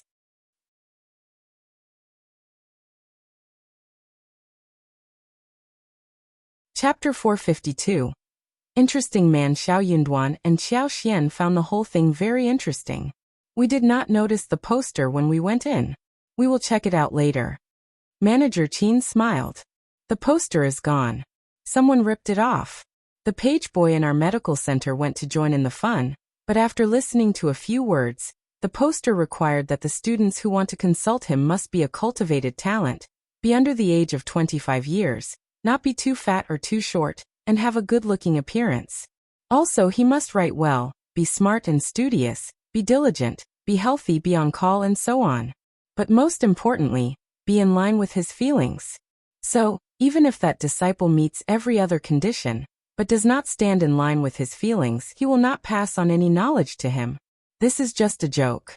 He is trying to make a show of it. At least I think so. Xiao Yinduan and Qiao Xian. Really? The man seems very interesting. Ha! Manager Qin had no more information to share. When they were done with the conversation, they stayed for a while, and then bid farewell to Manager Qin. Qiao Xian smiled. Darling, I think that the man is interesting. Let's go and explore. Xiao Yunduan helplessly threw a look at Qiao Xian, smiling. Let's just go home. Qiao Xian was very curious, and just could not help but think about this. She tried to convince Xiao Yunduan harder, but I think that people who dare to brag this much must have some skills. Let's just go and take a look, alright? If he is a big liar, we can go home directly. Manager Qin said that the person lives at Linha village in the southern outskirts. It's in the same direction as our home, just requires a few more turns. Xiao Yunduan could not say anything to counter her, so he just nodded in agreement. They left the town and headed to Linha village.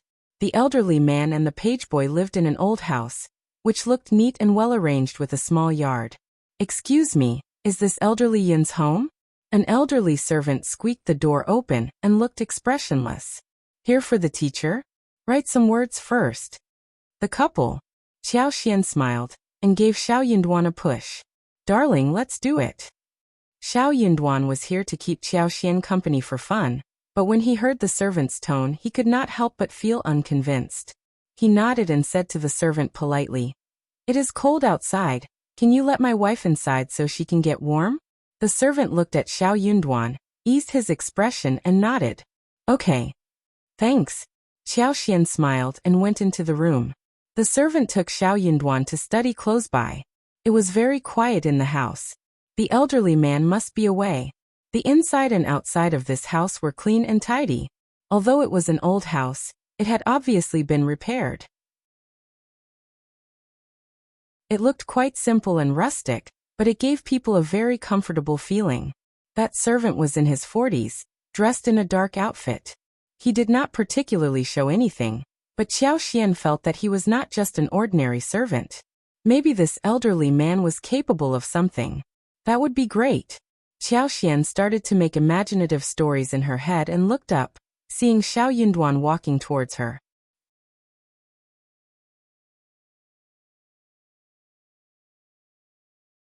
Chapter 453. Another visit. Qiao Xian got taken aback. She stood up and smiled. How did it go? Xiao Yunduan pinched her wrist, whispering, We will talk outside. Qiao Xian nodded. The couple waved goodbye to the servant and left. Getting on the wagon, Qiao Xian said to Xiao Yunduan, Darling. Xiao Yunduan sighed slightly, replying in a little distressed tone. I did not meet the elderly man, but this uncle is excellent too. After a rough look, he said that my handwriting was too small, my strokes were erratic, and my mind was not stable enough. In fact, I also felt a little bit like this, but it was not as thorough as he said. The servant's comments were sharp and straightforward. A person without self-knowledge would not be able to accept that, and might even mock him for not knowing and pretending to understand everything. But Xiao Yunduan was different. He was a cultivated talent, and he flushed after hearing the comments. But he knew clearly that this well-behaved servant was telling the truth. Qiao Xian was shocked to hear his words. She blinked and sighed. So the elderly man you did not meet should be even more capable? I think so. Xiao Yunduan looked earnest as he smiled. The uncle asked me to visit him again tomorrow morning, and I should meet him at that time. Qiao Xian's eyes sparkled. Darling, you should definitely work hard. If that elderly man is capable, he can help you. He will definitely be much better than the low-class college teachers. Xiao Xian found the whole thing becoming more real and less vague. Xiao Yunduan was motivated too. He nodded and said, "I will be there tomorrow morning." The couple went home and Xiao Yunduan walked into the study. He was thinking about a few articles, which might be of some help the next day. Xiao Xian suddenly thought that Xiao Yunduan should not visit the elderly man empty-handed. But what should he take with them? That elderly man was a very strange person, so she needed to think about this carefully. The gifts should not be too precious, not fitting his style. Food should be the best, produced by a farming family. Xiao Xian asked her mother-in-law for help. They held a discussion and finally decided upon 2 pieces of smoked meat, a portion of smoked sausage, a package of dried radish, a package of dried plums, a few fresh winter bamboo shoots, a few salted duck eggs, and some preserved eggs. There weren't too many things, but they were produced by the family, well prepared and full of good intentions. Xiao Xian told Xiao Yunduan about it, and he smiled. "Thank you for your help." Xiao Xian flushed and smiled shyly. "Mom helped too?" "Yes." Xiao Yunduan chuckled. "Thanks for the help, Mom." They ate breakfast and left, with Xiao Sanlang driving the wagon. Xiao Xian was very nervous, but the others did not know that Xiao Yunduan was visiting someone special. Soon after lunch, Xiao Lulang suddenly showed up. "Eldest uncle, eldest aunt, something is wrong. Cousin made a mistake and offended Dean Meng of our college. Dean Meng got so angry that he drove him out of the college. He is not going to study at our college anymore. How can my cousin offend Dean Meng? Dean Meng is the teacher and he should be respected. Cousin is just too stupid. What should be done now?"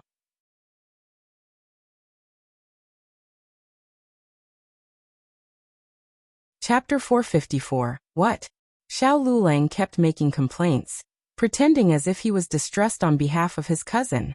But he looked really excited and could not help but smile. That speech startled everyone in the first section of the family. What? What is it? That is not possible. How can my 5th brother offend the dean?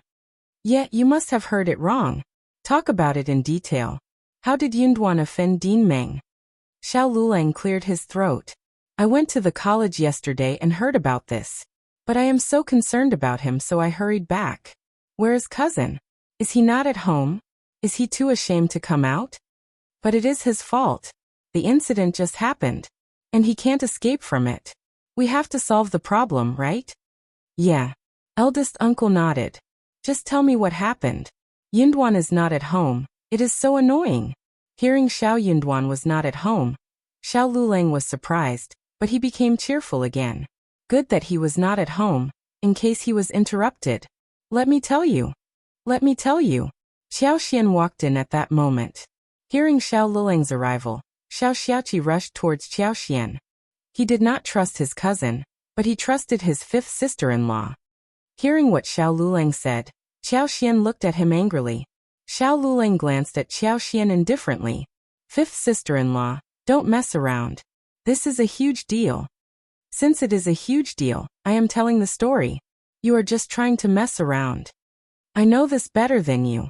My husband and I went into town, and he told me everything. Oh, most importantly, the actual version differs from yours. My husband was not wrong." Xiao Lulang sneered. "But he was driven out of the college by Dean Meng, is that right?" Xiao Xian sneered.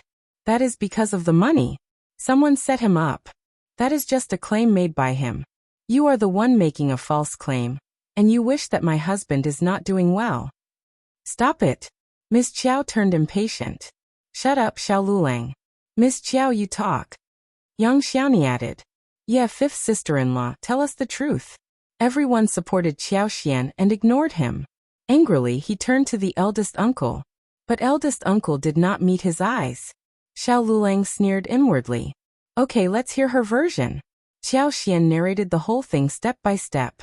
She did not reveal the conjecture that Zhao Guanghua must have teamed up with others. Otherwise Xiao Yunduan's reputation might be ruined. So, she pushed all the blame to Zhao Guanghua. Zhao Guanghua and his followers set up Xiao Yunduan. And that irritated Dean Meng, who ordered 50 hits on all of them. Xiao Yunduan was totally innocent. But he was so good that people got jealous of him, and made him run into this trap.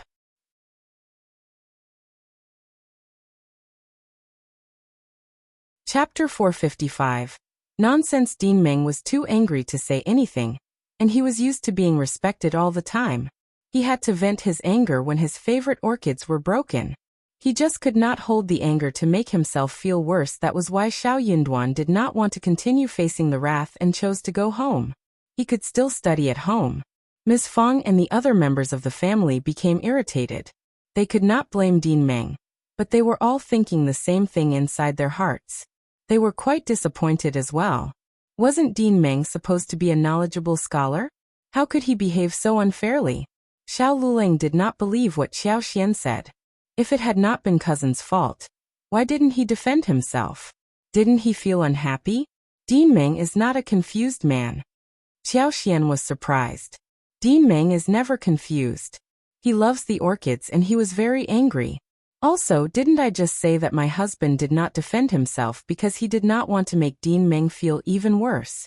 Otherwise, those 3 students would have insisted on the conviction and made excuses. Would you take responsibility if Dean Meng got annoyed?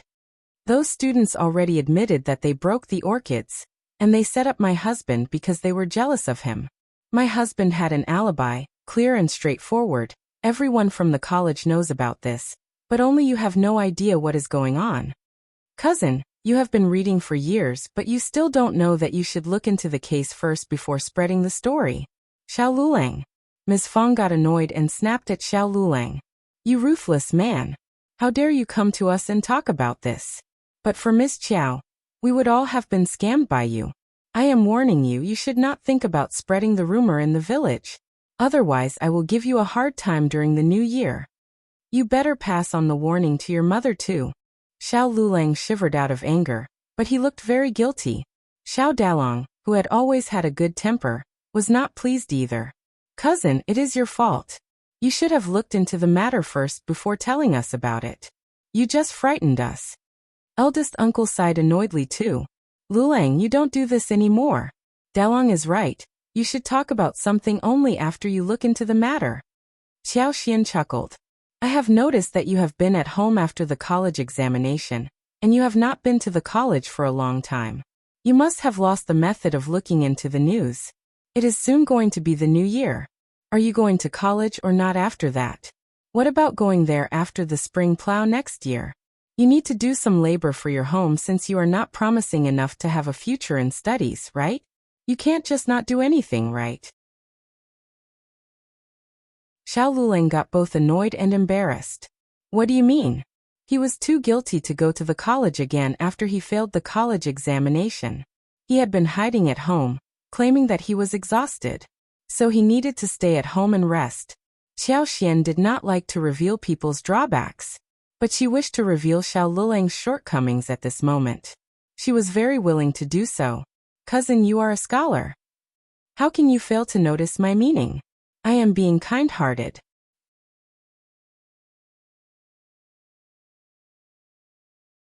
Chapter 456. Shut their mouths. Ms. Fang sneered. True, don't ignore our kindness. Be careful not to become someone who can neither read nor plant crops. Xiao Xian laughed. You are right, Mom. Ms. Fang looked proud. Yeah, not sure if he understands it though. He of course got it. Xiao Lulang became really annoyed and said, I was just passing on the news out of kindness, but you are all laughing at me. You are not good people either. Then he left in anger. Ms. Fang shouted in a loud voice. Be sure to tell your parents to keep their mouths shut. Xiao Lulang almost tripped himself over.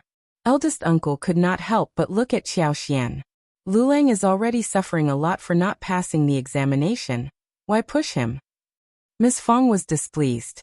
How can you say that? Miss Qiao is defending her husband. Did you hear what Lulang said? He had made up stories about your son. Dad. Xiao Xian smiled. Mom is right. I was just very displeased. Also, maybe my cousin will become really hardworking after this stimulation and pass the examination the next time? Miss Fang nodded. Yeah, what a good method. Miss Qiao, you are so smart. Xiao Xian smiled. Thanks, Mom. Eldest uncle. Anyway. Eldest uncle felt that he would get really annoyed if he continued speaking to the two of them. Miss Qiao was so thick-skinned. Any other daughter-in-law would get embarrassed when scolded by her father-in-law. But she seemed unrepentant. Moreover, she was still laughing cheekily. Then, what will Yunduan do if he cannot go to college? Everyone was startled and turned to look at Qiao Xian. Qiao Xian, she was confused. Why was everyone staring at her? She had no idea. My husband should have an idea of his own. Let's wait until he comes home. Okay. Ms. Fang sighed. Let's wait until he comes home. As the group was dismissed, Qiao Xian smiled at Ms. Fang. Husband did not tell us about it because he did not want to worry us. But I noticed his displeasure after spending one day with him. He told me not to reveal this to you. He knows what to do. Mom, he has never made you worried and disappointed. He must have an idea of his own. Don't worry. Ms. Fang felt much better after hearing that. She nodded and smiled. Yeah, Yunduan has been very understanding since childhood. He even knew how to comfort me when he was young. He should have an idea of his own. It was not until evening when Xiao Sanlang and Xiao Yunduan arrived home in the cold. They had coal basins at home, and the thick door drapery drove the chill away. Young Xiaoni served them hot tea. Ms. Fang, eldest uncle, Dalong and Qi, as well as Tao Tao were all gathered in the room, hearing their return. Xiao Sanlang was drinking tea when he glanced about, asking curiously, "What is going on with you all?" Ms. Fang rolled her eyes and said, "Just drink your tea." Yunduan, feel better after the tea?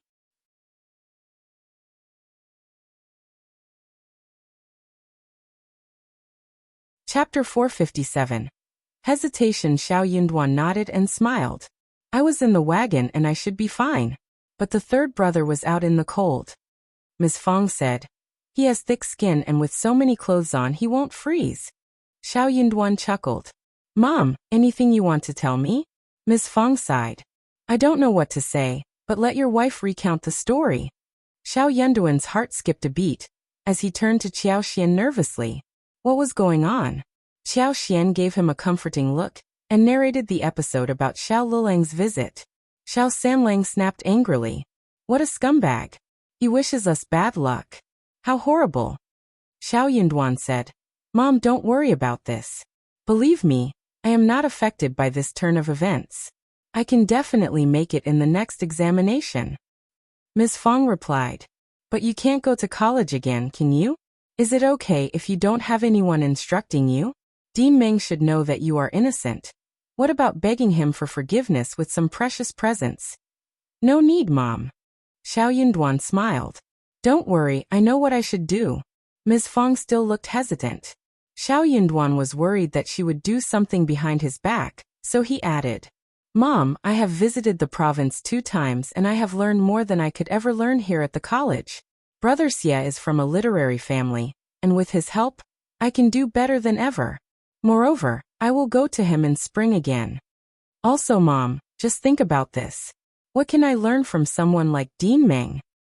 Xiao Yunduan knew pretty well that the Qiao family was behind the incident. Dean Meng was just an ordinary dean, not very evil but not straightforward either. He was not going to offend the Qiao family for his sake, so there was no need to beg him for forgiveness. Also, he really did not want to beg him for forgiveness. Ms. Fang had been used to following what Xiao Yunduan said, because he was her most precious son among all of her children. She could not help but rely on him. For real? Yes, for real. Please believe me, Mom. Okay. Ms. Fang sighed and smiled. You always have ideas of your own. I believe you. Xiao Yunduan nodded. I won't disappoint you. Well. Ms. Fang waved her hands, smiling casually. No need to get disappointed at all. I have never been disappointed by any of you. Now we are living a very good life and you have just become a cultivated talent, which is a huge honor for the family already. I am satisfied with this. Xiao Yunduan felt his heart filled with warmth. Thanks, Mom. But he was going to make it to the next level, and one after that too. After talking for a while, Xiao Yunduan returned to the room to change his shoes, and Xiao Xian followed behind. How was it today? Did you meet the elderly man? Is he a very capable person? Otherwise he would have come home earlier. Yeah. Xiao Yunduan nodded and looked very excited. Master Yun is very knowledgeable. No wonder he has put forward so many conditions boldly. I listened to his speech and I feel that I have read 10 more years of books. Master Yun asked me to visit him every third day, and he would give me homework and instruct me to do some article interpretation. I feel more confident about the examination already. Xiao Yunduan could not hold his excitement anymore. He was totally amazed by his experience during the day.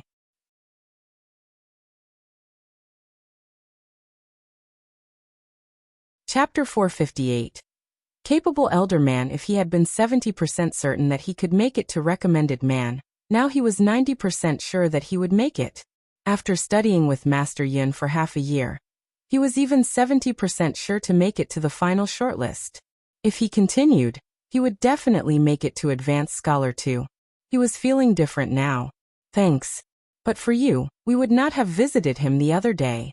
Xiao Yunduan was feeling very emotional and grateful.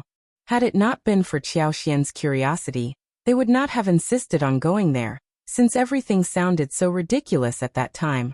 No one would have assumed that it was for real. But it was for real. Moreover, that elderly man was very capable. Qiao Xian smiled brightly as she turned to look at him with sparkling eyes. I was curious and led you there, but it is you who are capable enough that Master Yun took you in. We are now heading towards the bright end of a tunnel, and we are going to make Zhao Guanghua and his followers so annoyed. In fact, Qiao Xian behaved that day not entirely, because she was simply curious. She just felt that some real talents tended to have weird tempers and acted differently from ordinary people. She felt that a visit would not hurt. Thankfully that visit turned out to be worth the while. Xiao Yunduan smiled. Still, I need to thank you.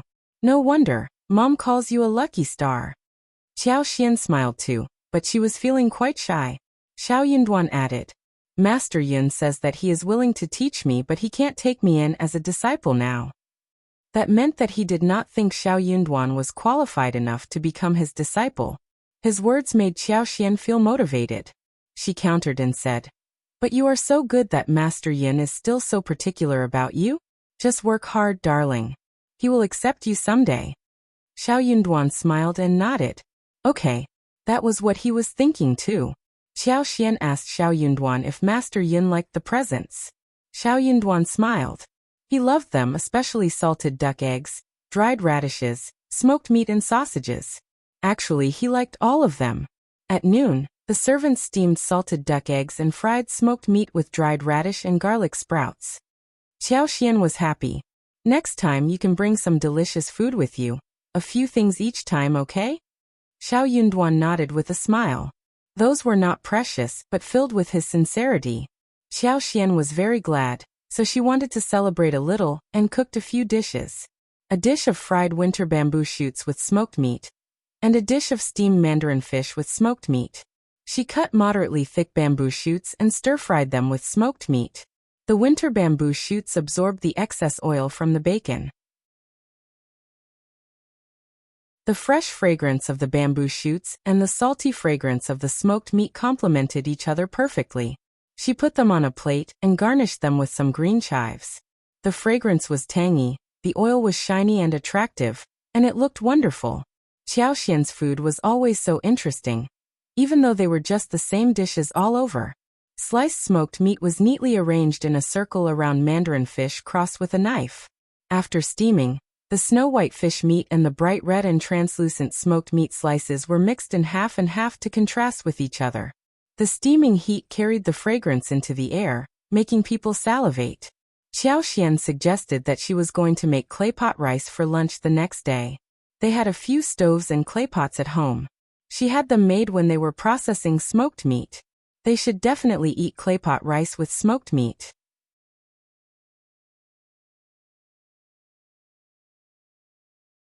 Chapter 459. Reliable Xiao Yunduan did not tell the family about Master Yun. For one thing, they would not understand the importance of Master Yun.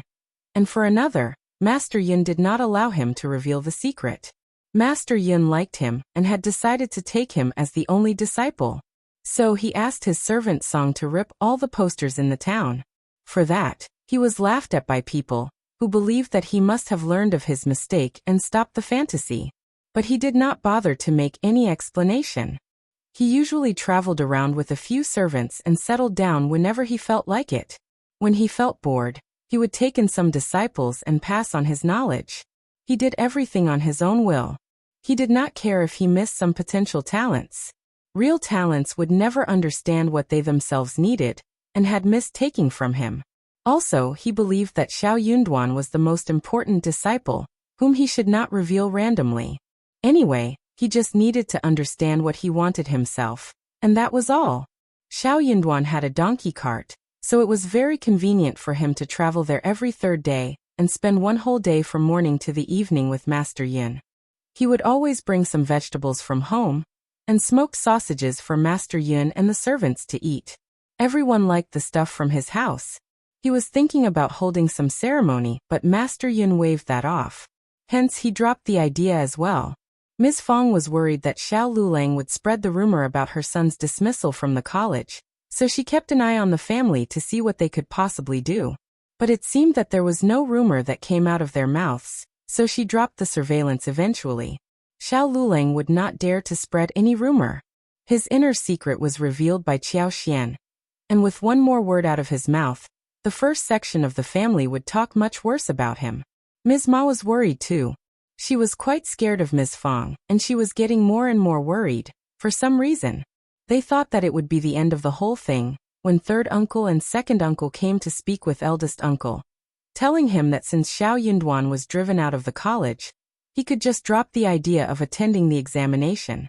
They did not think that Xiao Yunduan would make it, when he had no teacher to give him instructions. What is the point of spending money on him? Yunduan could just come and help to do some farming at home for you. Yeah. Our son is very smart, and we are going to support Lulang to continue with his studies. If he makes it in the end, we can all benefit from him. Hearing those stupid words, Ms. Fang drove them out and shut the door. Honestly, you old man. That college accused Duan for what he did not do. It is just a shitty place. Duan doesn't have to go there to learn knowledge. Duan is a friend of young Master Xie, and he is more reliable, and can help him better than anyone at the college. Duan says that he knows what to do, so we need to trust him. Don't mess around with your brothers. Those stupid people only talk nonsense. One more word from them, and I will drive them out with a club. Eldest uncle was quite displeased too. He replied weakly, "All right then, just drop it. I am not saying that Yunduan should not attend the examination. He has studied for so many years and he has made it to cultivated talent. Of course he should continue." Ms. Fang snorted. "Good that you are reliable for once." Eldest uncle, had he not been reliable before? Hearing what happened, Xiao Yunduan laughed and said nothing more. Xiao Lulang, on the other hand, got quite stimulated by what Qiao Xian said, and decided to attend the school after all. He did not need to be ashamed of anything. He wasn't the only one who failed the test. The holiday did not start until one day before the preliminary New Year. So, Zhao Guanghua kept asking Xiao Lulang about how Xiao Yunduan was doing these days.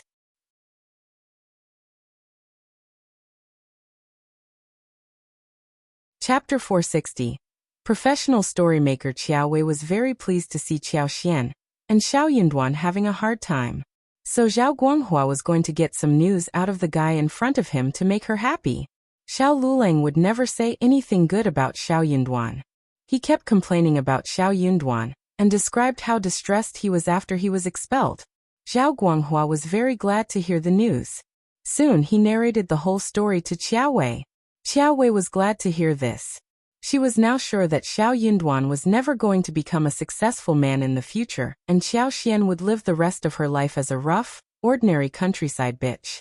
But Qiao Wei and Zhao Guanghua soon would know that what they wished would not turn out to be true. Xiao Lulang was so glad to see Zhao Guanghua inviting him intimately. He believed that he was now considered a good friend of Zhao Guanghua. He thought of Zhao Ming whom he fell for, and kept sucking up to Zhao Guanghua, implicitly saying that he wanted to visit the Zhao family. He really wished to go there, and most importantly he wished to meet Zhao Ming again. He and Lady Zhao must be destined to see each other. Lady Zhao beamed at him last time, and they might get a chance to have a chat today. Lady Xiao was definitely going to be moved by him, and then he was going to ask his mother to hire a matchmaker who could help them establish the marital relationship. The more he thought about this, the more happy he became.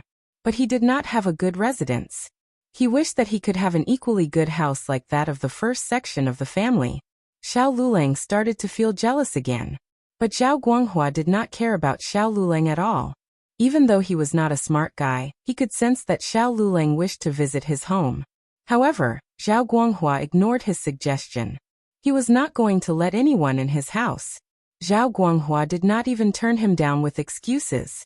He just snapped at him, saying that it was not a good time, stopping Xiao Lulang from saying anything more. Xiao Lulang felt very disappointed, but soon, he got increasingly motivated. He believed that good things never came easy, and that it must be the barriers he needed to overcome for his relationship with Lady Xiao. As long as they loved each other and never gave up, they would definitely get married in the end. Xiao Lulang was definitely good at making up stories. In the middle of the last month before New Year, the Yuezheng family asked Chu Shan to pass on some gifts to the first section of the family. First Madame prepared things which included 150 kilograms of silver frost charcoal, 2 hand heaters, 2 copper soup pots, several pieces of deerskin and sheepskin for boots, several pieces of fox, mink, squirrel and rabbit fur for clothes, and thick 4 pieces of snow cloaks and cloaks for men and women. Her gift also included 15 kilograms of fine pearl rice, 15 kilograms of glutinous rice, pastries and candies, dried seafood, a whole slaughtered sheep, 2 roasted suckling pigs, fine wine, and a box containing fashionable silk flowers from the province, for sets of skincare creams and powders, several toys and so on. There were not any precious items such as gold, silver, gemstones and jade, but these were all practical things. Especially silver frost charcoal, hand heaters as well as the cloaks. They were exactly what they needed. Everyone in the family had a share. For example, the cosmetics were for the girls. Xie Jingrong also had presents prepared for them.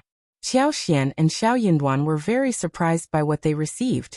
First Madame was just too generous at this point. Ms. Fang was startled by the presents. But Xiao Xian explained and said that they helped the Yuezheng family last time when they were in the province. Thus this was the reciprocity that they received. The two families would hang out like friends in the future. Only then did Ms. Fang feel assured.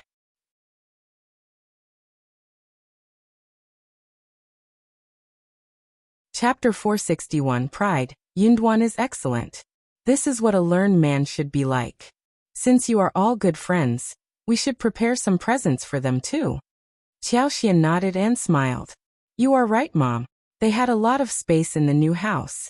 They had a place to park the wagon and hold the horse. So Chu Shan and the coachman spent the night at their house and left the following day. Xiao Xian and Ms. Fang shared the presents with Ms. Su, Yang Xiaoni and Tao Tao, and they were all smiling and thanking Xiao Yinduan and Xiao Xian when they heard how they got the presents.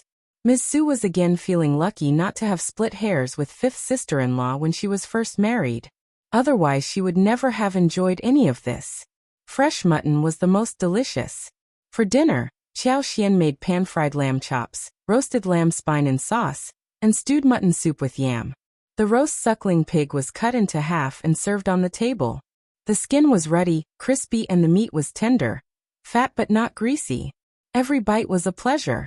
They all spoke highly of the main dish which Xiao Xian liked too. It was a big dish that was not easy to prepare, and it was not sold at ordinary restaurants. Only when regular customers in famous restaurants placed a deposit in advance and made a reservation would they cook it. It was a rare chance that this dish could be made. But roast suckling pig might not be easy to get. They could use pork belly to make roast pork, same crispy in skin and tender in meat. The following morning, Xiao Xian had the presents prepared and asked Chu Shan to take them back with him.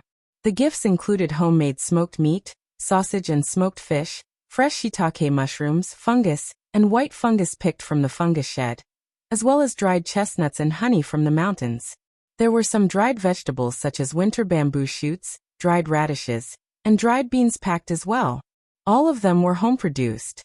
Chu Shan accepted the presents with a smile. They left early in the morning with warm steamed buns stuffed with mutton and green onions. The first section of the family was so friendly. They had steamed buns the night before and heated them up early in the morning for them to eat on the road. They also boiled a few eggs, candies, sunflower seeds and other snacks for them to use on the road. Each of them were given red envelopes of 2 liang each. So they were never afraid of traveling this far. In fact, they looked forward to the trip here. They always had good things to eat. The steamed buns with filling and the lamb spine and ribs were all delicious. Seeing wagons leaving and coming to the first section of the family, the villagers were all used to the scene. They could not take a look inside the wagons due to the big house the first section of the family were living in at the moment. Second uncle and third uncle did not dare to come to the door, since they offended Ms. Fang a while ago, so they could only make some complaints at home. Widow's son was even more jealous than them. Whenever she saw how the first section of the family got better than before, she felt more jealous. If she had made her daughter marry Xiao Yunduan, she would have a lot to show off now. But now she could only watch as a spectator at this moment. Widow's son could not stand it anymore. She met her lover on the sly, urging him to deal with the first section of the family. I hate Ms. Fang. She is so proud now. I am so annoyed. I really need to get it over with. Widow's son's lover was very annoyed by her pestering. He nodded and said, Okay, I will think of some way to deal with them. Don't worry about it. Remember what you said, or I will not give you a good time. Okay, I got it now, I do.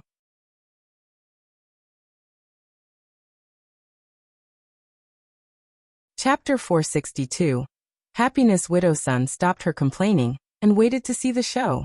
However, 2 days later, Xiao Xiaoqi set the trap in the mountains and caught a wild boar weighing almost 200 kilograms, shocking the whole village. Widow's son got so sour. What kind of luck was that? The first section of the family was so glad.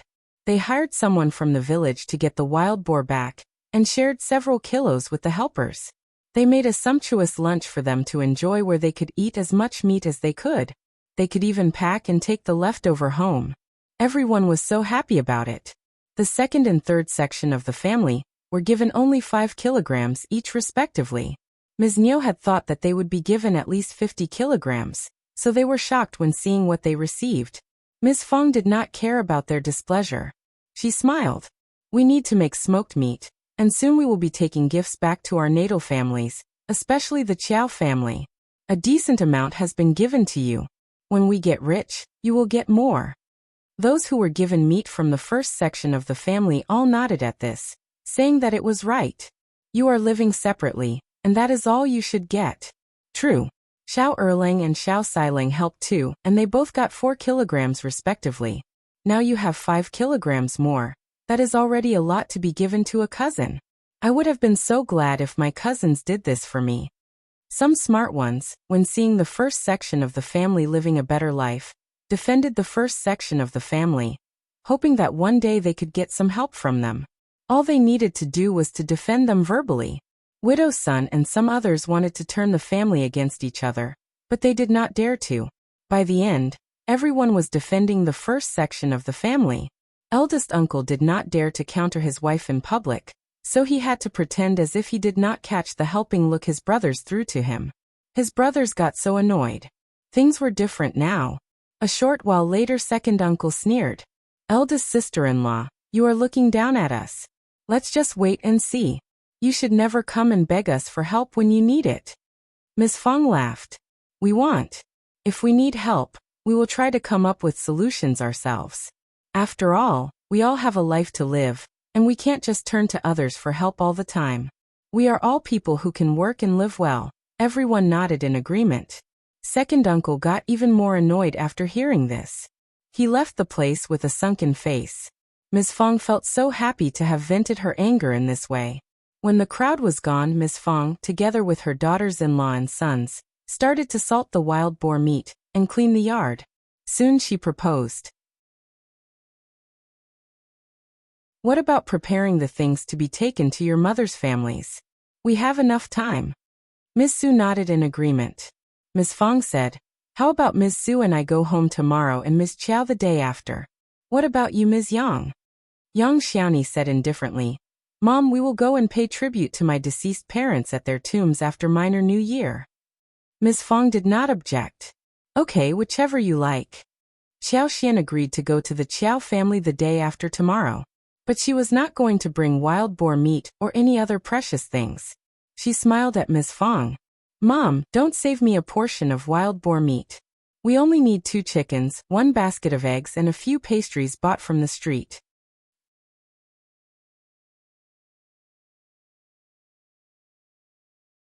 Chapter 463. Unexpected guest. She did not want the Qiao family to know what she had at her home. Chickens and eggs were okay, because villagers always had some chickens at home. Ms. Fang had already learned how Qiao Xian's life was at her own home, so she somehow disliked her parents. Hence, she nodded at Qiao Xian's suggestion. She smiled. Sure, then I will give you 20 liang like I did last time, and you can do whatever you want. Qiao Xian thanked her and said, I will give the remaining amount back to you, Mom. Ms. Fang laughed. Just add it to your own savings. Yunduan needs money, and the expenses can be counted from the shared savings.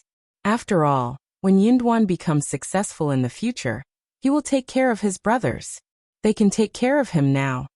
Qiao Xian did not counter that, but nodded in agreement, smiling. Her mother-in-law was such a nice lady. So Ms. Fang and Ms. Su prepared their stuff. They had smoked meat, sausages, fish and ducks with them, as well as 10 kilograms of wild boar for each family as 2 jars of wine. Qiao Xian and Tao Tao also picked 2 baskets of fresh mushrooms for them to take along. The Yuezheng family had given a few melon seeds, peanuts, pine nuts, preserved fruit, peanut candy, walnut candy, osmanthus cakes, some of which were also put in their luggage. If either of them needed to add something, they could buy the things with their own money. Miss Su picked 3 garments, a few folk flowers and 2 bags of needles and threads. Apart from this, she was going to offer 4 liang to her mother. On the day when they left, Miss Su dressed up her children whilst she herself had a silver hairpin on top of her hair as well. She was dressed in new clothes and left together with Ms. Fang, eldest uncle and Tao Tao. They had a donkey cart and did not need to walk anymore. Xiao Sanling was driving the cart. He dropped Ms. Su and Xiao Dalong, and then Ms. Fang. Ms. Zu's home was located in a village which wasn't big enough for the donkey cart to get in. They still needed to walk a few miles, but that already was much more convenient than before. Xiao Sanling spent one night with Ms. Fang at his grandparents' place, and returned home the next day. Then he picked up Ms. Su and her family, so they could head home together. When they were gone, the house seemed so quiet, especially since the 2 children were not at home, making some noise. They had nothing else to do but think about what to eat. Yang Xiaoni and Qiao Xian were talking about how to make the clay pot rice, which Qiao Xian had decided to make for dinner. Xiao Xiaoqi offered to help too. Yang Xiaoni was proficient in making the preparations. She washed the pot, and she prepared the fire and stove. Qiao Xian picked some cabbage and garlic sprouts from the garden. When the clay pot rice was almost cooked, she spread the sliced sausage and smoked duck on top, poured over the prepared sauce, added the blanched lettuce, and sprinkled the chopped garlic leaves. When it was almost ready, a delicious and wonderful portion of clay pot rice would be served. Qiao Xian and Yang Xiaoni chatted happily in the open, bright kitchen. When the clay pot rice was just on the stove, and the side dishes were about to be put in, a very loud female voice arose at the door. Where is everyone? Xiao Xiaoqi shouted loudly. Cousin, 3rd sister-in-law and 5th sister-in-law are cooking in the kitchen. Qi wasn't that glad when he made the announcement. Cousin? Yang Xiaoni and Qiao Xian exchanged a look. Qiao Xian thought for a while and said, Xiao Meiji, I believe? The daughter of 3rd uncle. She might have gone to her parents' house to deliver presents. Yang Xiaoni pursed her lips. She isn't very nice. She was not here at our wedding. Did she come over when you got married?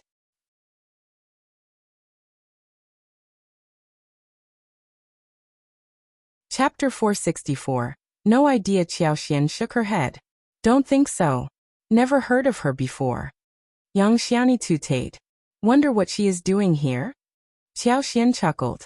No idea, let's go and check it out. Okay. The 2 walked out of the kitchen and saw Xiao Meiji and Xiao Xiaoji standing in the main hall. Xiao Xiaoji had been here before, but Xiao Meiji looked so greedy as she looked around. She sized both Yang Xiaoni and Qiao Xian up from head to feet, rolling her eyes, and sat down on the chair. So you are Ms. Qiao and Ms. Yang? Serve me some tea and melon seeds.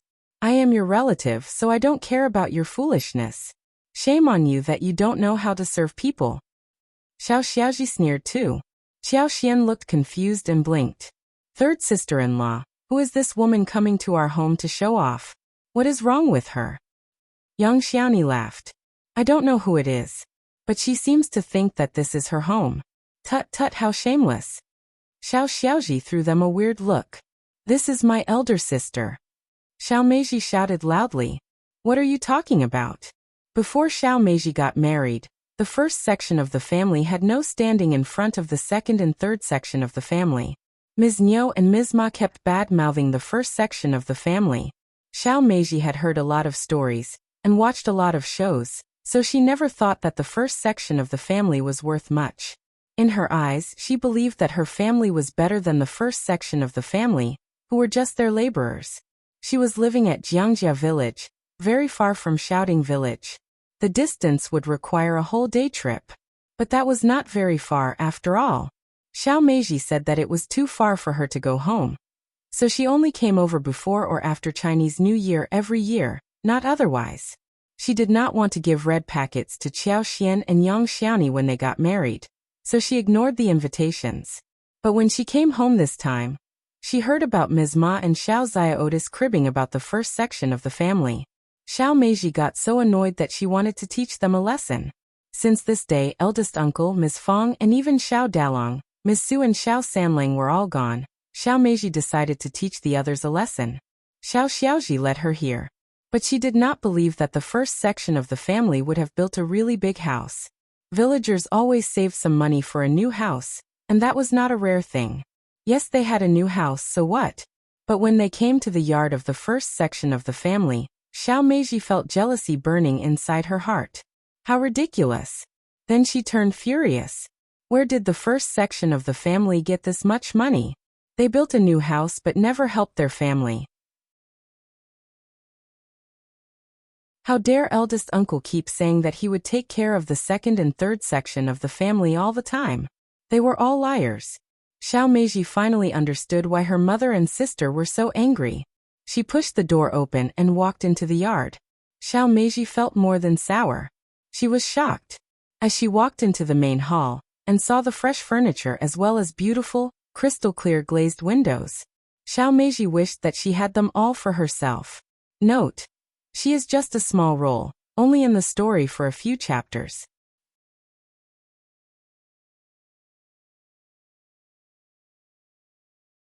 Chapter 465. My sister Xiao Meiji made up her mind that she was going to teach these two newly-wedded daughters-in-law an unforgettable lesson. She was going to tell her eldest uncle about what she wanted. She was going to force the eldest uncle to give her everything she wanted. That was what she used to do earlier. However, Qiao Xian and Yang Xiaoni did not care about her at all. They sneered at the woman in front of them. Xiao Meiji got so annoyed. Hearing what Xiao Meiji asked, Qiao Xian smiled. We don't know you. Yang Xiaoni said. Who are you? Why are you making a fuss at our home? How ridiculous.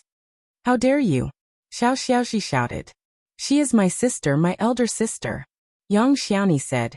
We don't know your sister, nor is she a part of our family. Xiao Meiji was almost speechless. How dare you treat me like this? I am going to tell eldest uncle about it when he comes back. He will teach all of you a lesson. Qiao Xian said coldly, be my guest, we will wait and see. You are the crazy one that comes to our home and makes a scene. Shame on you for reporting us.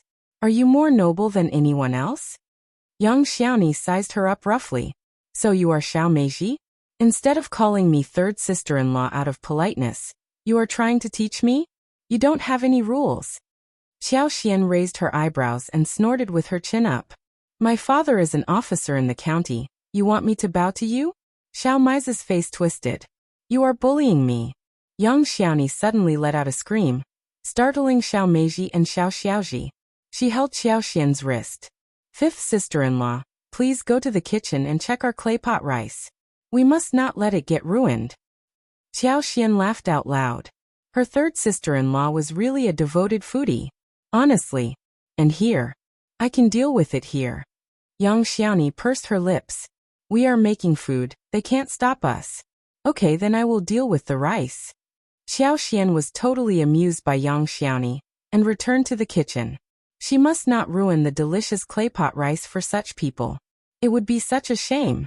Xiao Meiji got extremely irritated. How dare they ignore her like this? Just wait. Xiao Meiji stood up angrily. I will tell eldest uncle about this. How can his daughters-in-law be so cruel? Yang Xiaoni stood up too. She had her hands over her waist. So what? You are the one who bullied us here. You are married and are not part of our family. Xiao Meiji was shivering. She was so angry. She had never believed that anyone from the first section of the family would ever counter her. In her opinion, these newly wedded daughters-in-law should be too timid to counter her. Look at Ms. Su for example. She never dared to say any words to counter her. But she felt so stricken when she was blocked by Qiao Xian and Yang Xiaoni. Xiao Meiji glared at Yang Xiaoni. We are leaving now. You two just wait and see. Yang Xiaoni smiled. All right then. Xiao Meiji staggered and almost tripped herself.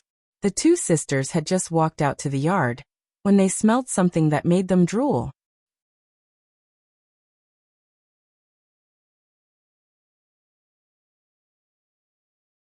Chapter 466. Good smell. The two sisters could not help but pause in their footsteps. They took in the smell, and sensed the special combination of smoked meat and the delicious rice. It made them drool even more. Xiao Xiaoji asked Xiao Xiaoqi, Brother Qi, what are you cooking? Xiao Meiji did not say a word, but she also pricked up her ears for the reply. Xiao Xiaoqi said lazily, smoked meat. Every household made smoked meat. So did the second and third section of the family, though they did not make this much like the first section of the family. Xiao Xiaoji pursed her lips. I did not know that it was smoked meat, but how can it smell so different? Xiao Xiaoqi ignored her. Xiao Meiji came to cause them trouble, and Xiao Xiaoqi hated it when Xiao Xiaoji followed suit. The smell seemed to tempt them so much. Xiao Xiaoji could not resist it anymore. She swallowed her saliva. I will go and have a look at it. She rushed to the kitchen. Xiao Meiji was a little hesitant before she finally gave up. She followed them. Xiao Xiaoqi and Yang Xiaoni exchanged a look. Yang Xiaoni summoned him, and told him to join them. When Qiao Xian made a pot, she made 2 sets of several casserole pots of different sizes. Now on the 3 stoves, 2 small pots were for 1 person, and the other was for 2 people, namely Xiao Yunduan and Qiao Xian. At this moment, the lid was lifted, and Qiao Xian was pouring the seasoning sauce, cracking the eggs, and preparing to add vegetables. It smelt so good. It was a nice scene. Neat slices of dark red sausage, oily and textured smoked duck pieces, fresh and tender lettuce, oily and translucent rice grains, plump sauce, embellished with minced garlic, small pieces of garlic leaves, and yellow and white eggs could be seen.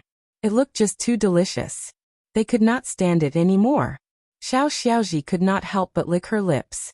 I want to eat it too. Xiao Meiji snorted. She wanted to eat more.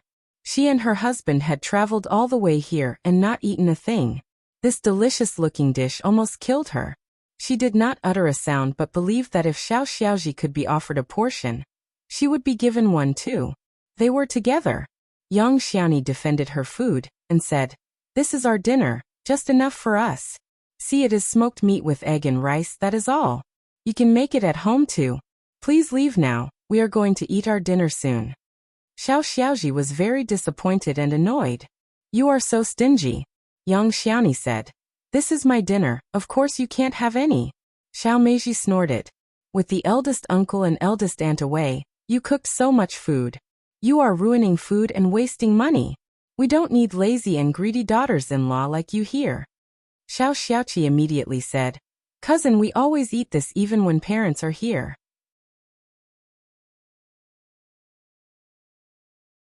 Yang Xiaoni smiled. Qi, your cousin knows nothing, so she misunderstands us. And cousins, we don't care what kind of daughters-in-law are at your home. But now you are at our home, and it is none of your business how we live. You are welcome to report us to our parents-in-law when they are back. Xiao Meiji. She became crazy after hearing this.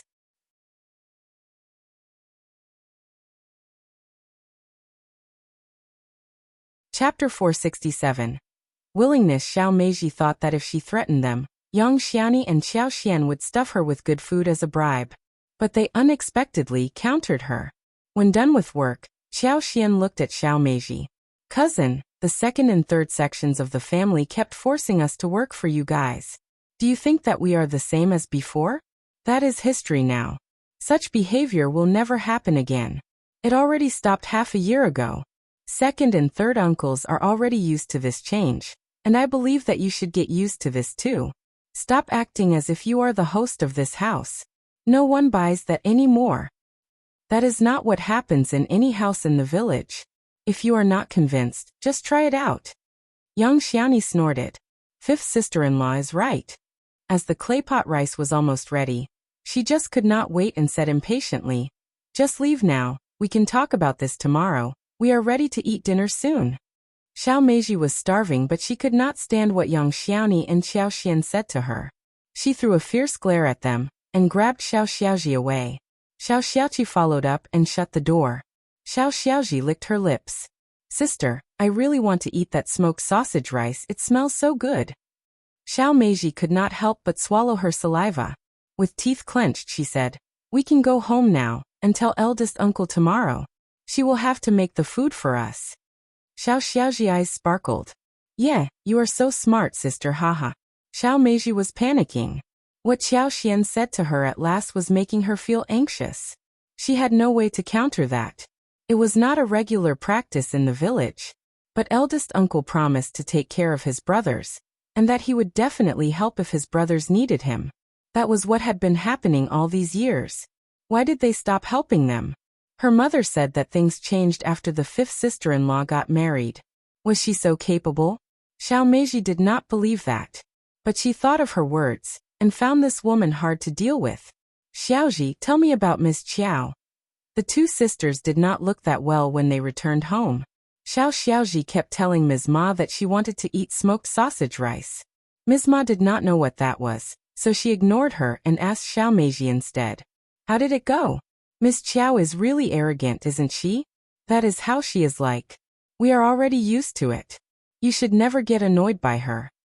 Xiao Meiji became even angrier. "She isn't the only one. Ms. Yang isn't obedient either, and Qi too. He has turned very unruly. Same goes for my cousin. He even pretended as if I were not around. He did not even show up. In fact, Xiao Yunduan was studying in his yard and had no idea that she had been there."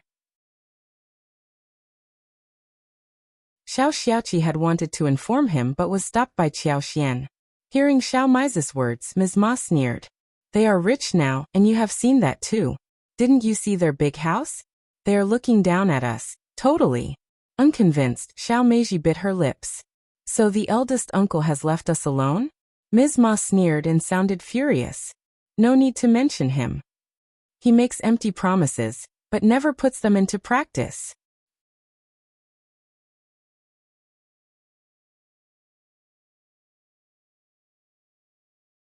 Chapter 468. Tomorrow. Xiao Meiji could not help but believe this reluctantly. Otherwise eldest uncle would not have built this house alone. She and her family would have a share in it as well. Seeing Ms. Ma ignoring her, Xiao Xiaoji repeated and said, "Mom, make me the smoked sausage rice, I want to eat it." Ms. Ma turned to her daughter. "What claypot rice?" Xiao Xiaoji said, "Some rice with a layer of smoked sausage, meat with egg, vegetables and soy sauce. Cousin was making it, and I smelt it. It was so great, but they did not share it with us." Ms. Ma sneered. "Your own fault. They are looking down on you." Xiao Xiaoji pursed her lips. "We will make eldest uncle tell them to make us the same food." Ms. Ma did not respond and said, "Then wait until tomorrow. Smoked sausage and meat with egg? Of course it smells good. They are just ruining the food." Xiao Meiji replied, "Eldest uncle is not at home, and Miss Qiao as well as Ms. Yang are wasting food. Eldest aunt will definitely blame them. Please wait until tomorrow and see how they are scolded." Ms. Ma did not think that Qiao Xian and Yang Xiani would be scolded, but she hoped that they would be. So she added casually, "Let's just wait and see." Qiao Xian served the claypot rice on the tray, and went with Yang Xiani to the dining room, while Qi fetched Xiao Yunduan to join them for food. Xiao Xian mentioned Xiao Mai's visit while they were all seated. Young Xiaoni was angry as well. She kept adding to the story. She regretted it. I should not have opened the door for them. Xiao Yinduan smiled. It doesn't matter, they will definitely come here again tomorrow when our parents are here. Young Xiaoni said, she is definitely the daughter of the third section of the family, just like my own sister-in-law. Xiao Xian laughed. Then please wait until tomorrow. I just can't wait. Food was more important to them. The four of them stopped talking about Xiao Meiji, but turned to the delicious food instead. The claypot rice was blended with meat and sauce, giving out a wonderful smell. It was not until after lunch when Ms. Fang and Ms. Su as well as the others returned. It was again so lively inside the house.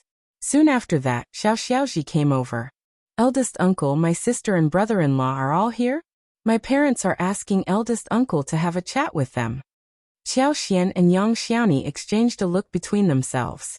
So they wanted to exaggerate the story behind their backs. But they were going to become the laughingstock after all. Eldest uncle was very happy to see that Xiao Meiji thought of him. He smiled happily.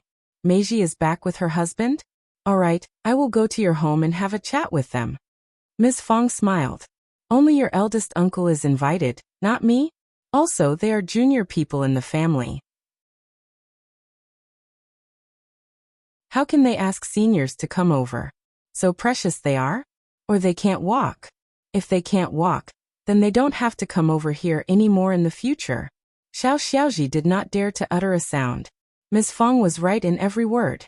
Eldest uncle coughed and turned to her. You must be thinking too much. They are just asking me to visit them. Ms. Fang sneered. Oh really? Then do you remember to tell me whether Meiji is missing you, or trying to tell some exaggerated stories to you about her past experience? Xiao Xiaoda's heart skipped a beat. She felt too ashamed to stay here.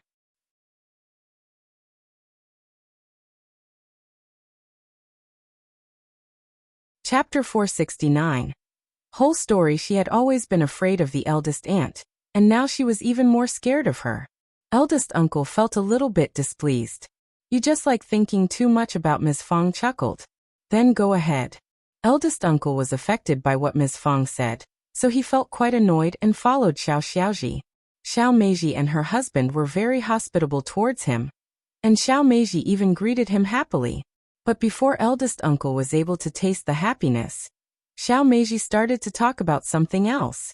The more the eldest uncle heard about this, the more guilty he felt inside his heart. Ms. Fang was totally right. Had it not been for Ms. Fang's reminder, what Xiao Meiji said to him might have fooled him. But Ms. Fang's words plus what Xiao Meiji said made him realize that Xiao Meiji was trying to make some accusations. Ms. Qiao was indeed arrogant, but she never irritated people, unless people irritated her first. And Ms. Yang? She was even less likely to do this. She only wanted food. So when Meiji said that she went to visit them but was humiliated instead, eldest uncle did not really buy that. He did not speak his doubts in front of Xiao Meiji, but said some vague words to console her. Xiao Meiji felt very proud. She assumed that she had achieved what she wanted. Eldest uncle, you have to get me justice. Eldest uncle was taken aback. What? Oh okay. Ms. Ma added some complaints of her own, saying that Xiao Xian and Yang Xiaoni were ruining food at home. Eldest uncle became even more speechless. Ms. Qiao was rich and she always ate what she wanted. She even shared the food with the whole family, so what could he blame her for? But he did not dare to reveal anything like this in front of the third section of the family, otherwise he would sound as if he were showing off. Eldest uncle was actually a very modest person who never liked showing off. But soon, Xiao Xiaoji and Xiao Meiji, as well as Xiao Mai's husband Jiang Dai, and Ms. Ma followed eldest uncle to his home. Xiao Meiji was waiting to see Qiao Xian and Yang Xiaoni getting scolded. Unexpectedly, the whole thing turned out quite different. Eldest uncle could not scold his daughter-in-law. Also, he spotted how confident Qiao Xian and Yang Xiaoni looked, and with Ms. Fang's cold eyes, he felt that something was wrong. Sure enough, before he could say a thing, Ms. Fang started scolding Xiao Meiji. Meiji, we were not at home yesterday. What were you doing here humiliating my daughters-in-law? What has your mother taught you? Apologize to them now. Xiao Meiji was shocked. She snapped. They are lying. I never did that. Miss Fang sneered. My daughters-in-law never lie. But you have been a liar since childhood. Want me to give you some examples? Also, Qi was here too. Did he lie as well? Xiao Meiji always bullied Tao Tao and Qi and made up stories. Miss Fang had caught her doing so a few times. Xiao Meiji flushed. Ms. Ma said, eldest sister-in-law, Meiji was the guest, and she got angry because Ms. Qiao and Ms. Yang did not treat her well. Ms. Fang said, oh, so you know you are a guest and outsider. Then what were you doing at my house? My daughters-in-law did not have to tolerate such behavior. Xiao Mei's husband, Jiang Dai, was dumbfounded. He had no idea what he should do. Xiao Meiji felt so humiliated. She covered her face and sobbed. Eldest aunt, how can you say this? They must have exaggerated the whole thing. You are the one who exaggerates, not them. They always tell the truth. Stop crying here. Go to your own house and cry.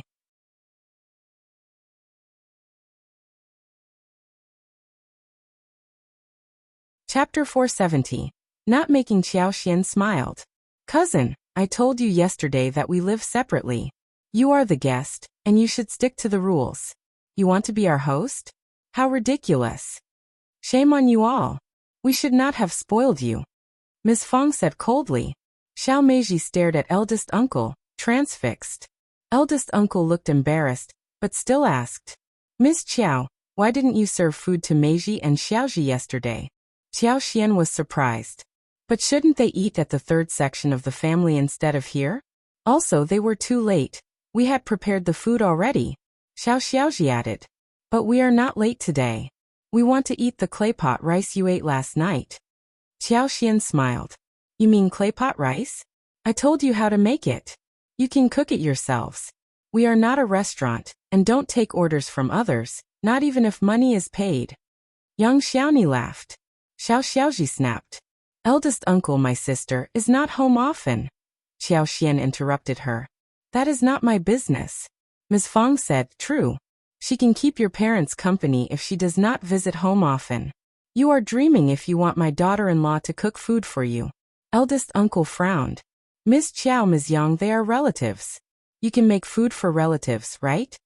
Qiao Xian said, relatives order food? Eldest uncle. You. Ms. Fang immediately said. She was too unfriendly yesterday for us to make any food for her. Eldest uncle, Ms. Fang continued. Honestly, Ms. Ma, I am telling you now that we will be celebrating the new year separately. You won't be joining us anymore. Ms. Ma was startled. What? Not understood? Ms. Fang said. We are living separately, and we should celebrate New Year separately as well. Ms. Ma. Eldest uncle was about to say something, when Ms. Fang beat him to it. If you don't like this idea, you can spend the new year with them. But we are not doing this henceforth. Xiao Meiji said angrily. Eldest uncle, you promised to take care of us. Ms. Fang smiled. Heard that. They are trying to make you take care of them. If you want to do so, we won't stop you. How about you moving to their home for good? Eldest uncle looked distressed. His mind was completely befuddled. What Xiao Meiji said to him stung his heart. Xiao Meiji panicked too. She was about to give some explanation when Ms. Fang drove them all out of the house. How could Xiao Meiji make Qiao Xian and Yang Xiaoni make food for them? She should be served some dishwasher water. Ms. Ma stomped her feet in front of the door angrily. Okay, let's go home. We will never come here again. Jiang Da's eyes rolled as he said voluntarily. Mom, we are one family. Don't ruin this relationship. Eldest uncle's family is so rich, and they should help us, so that we can have a better life. Ms. Ma snorted. Stop dreaming. Don't you know now what they are like? Xiao Meiji felt sour, shamed and angry. It was the first time for her to get humiliated by the first section of the family, so she felt worse than ever. She almost could not stand up when she reached home.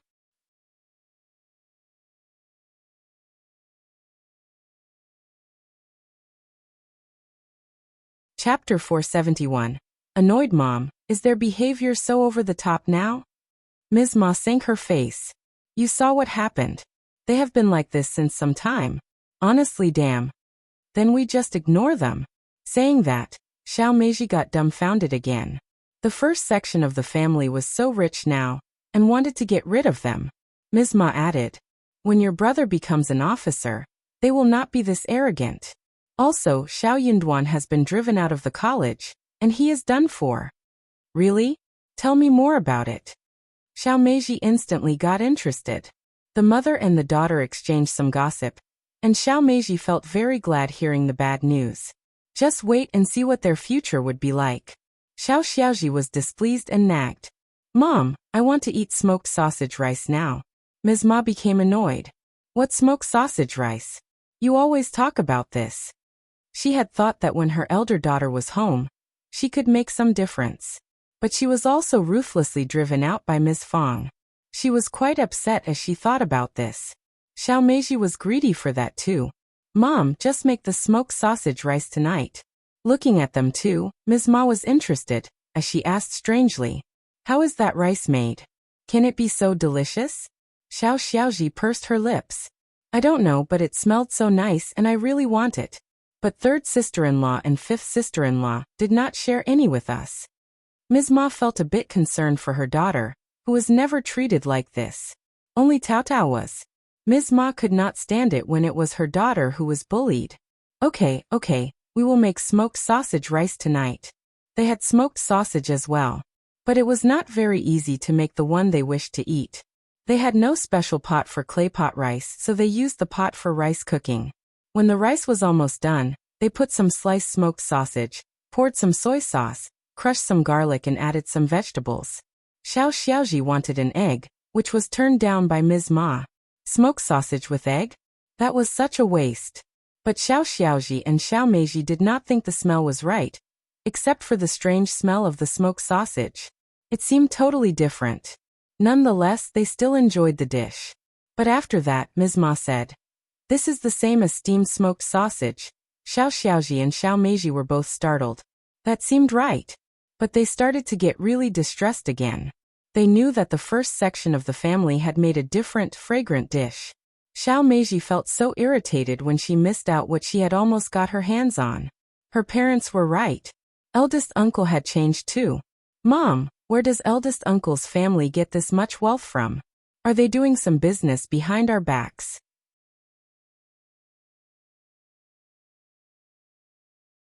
Xiao Meiji's husband and father-in-law were carpenters. They made furniture for people, so Xiao Meiji had some different ideas. Ms. Ma was startled. They have no business to do here. Xiao Meiji said, the house is so big, and the furniture isn't cheap. The glazed windows are really expensive. It's all Miss Qiao's dowry. That dumb-headed woman. The first section of the family is going to coax her to spend all of her dowry on them soon.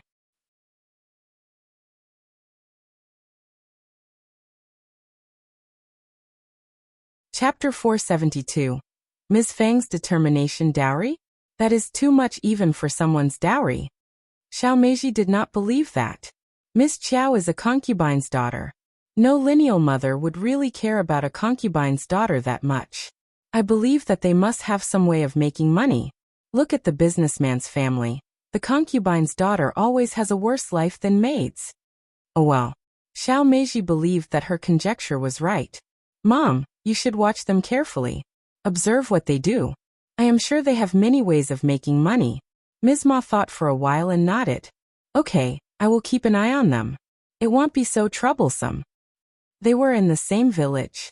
They would always run into each other. The next day, Xiao Meiji and her husband left. They had intended to just stay one night before leaving. But Xiao Meiji wanted to report Qiao Xian's deeds to eldest uncle when he was back, thus staying for one more day.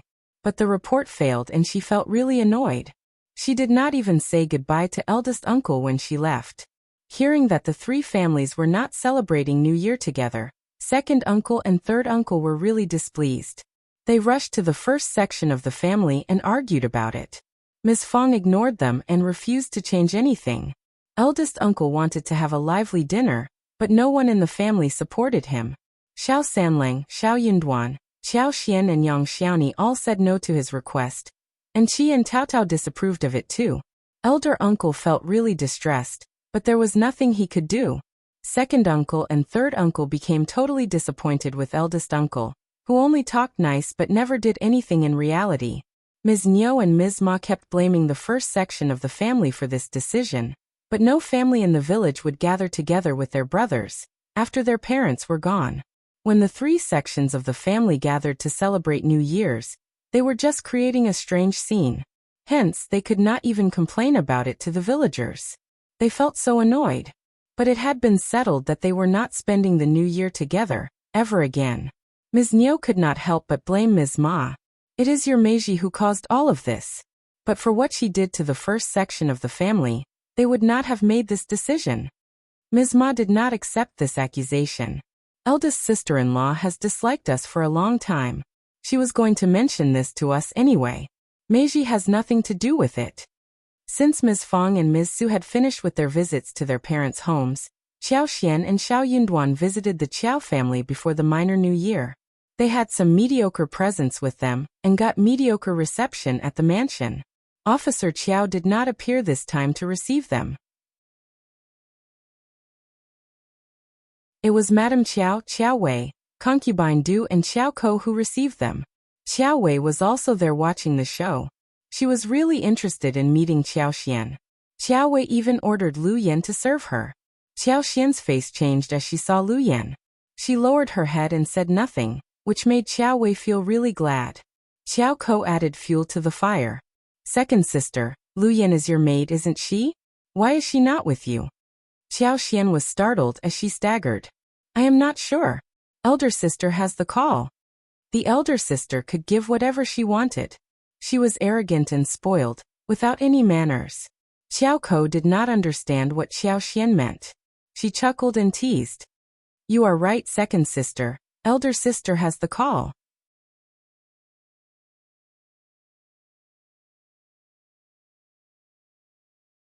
Chapter 473.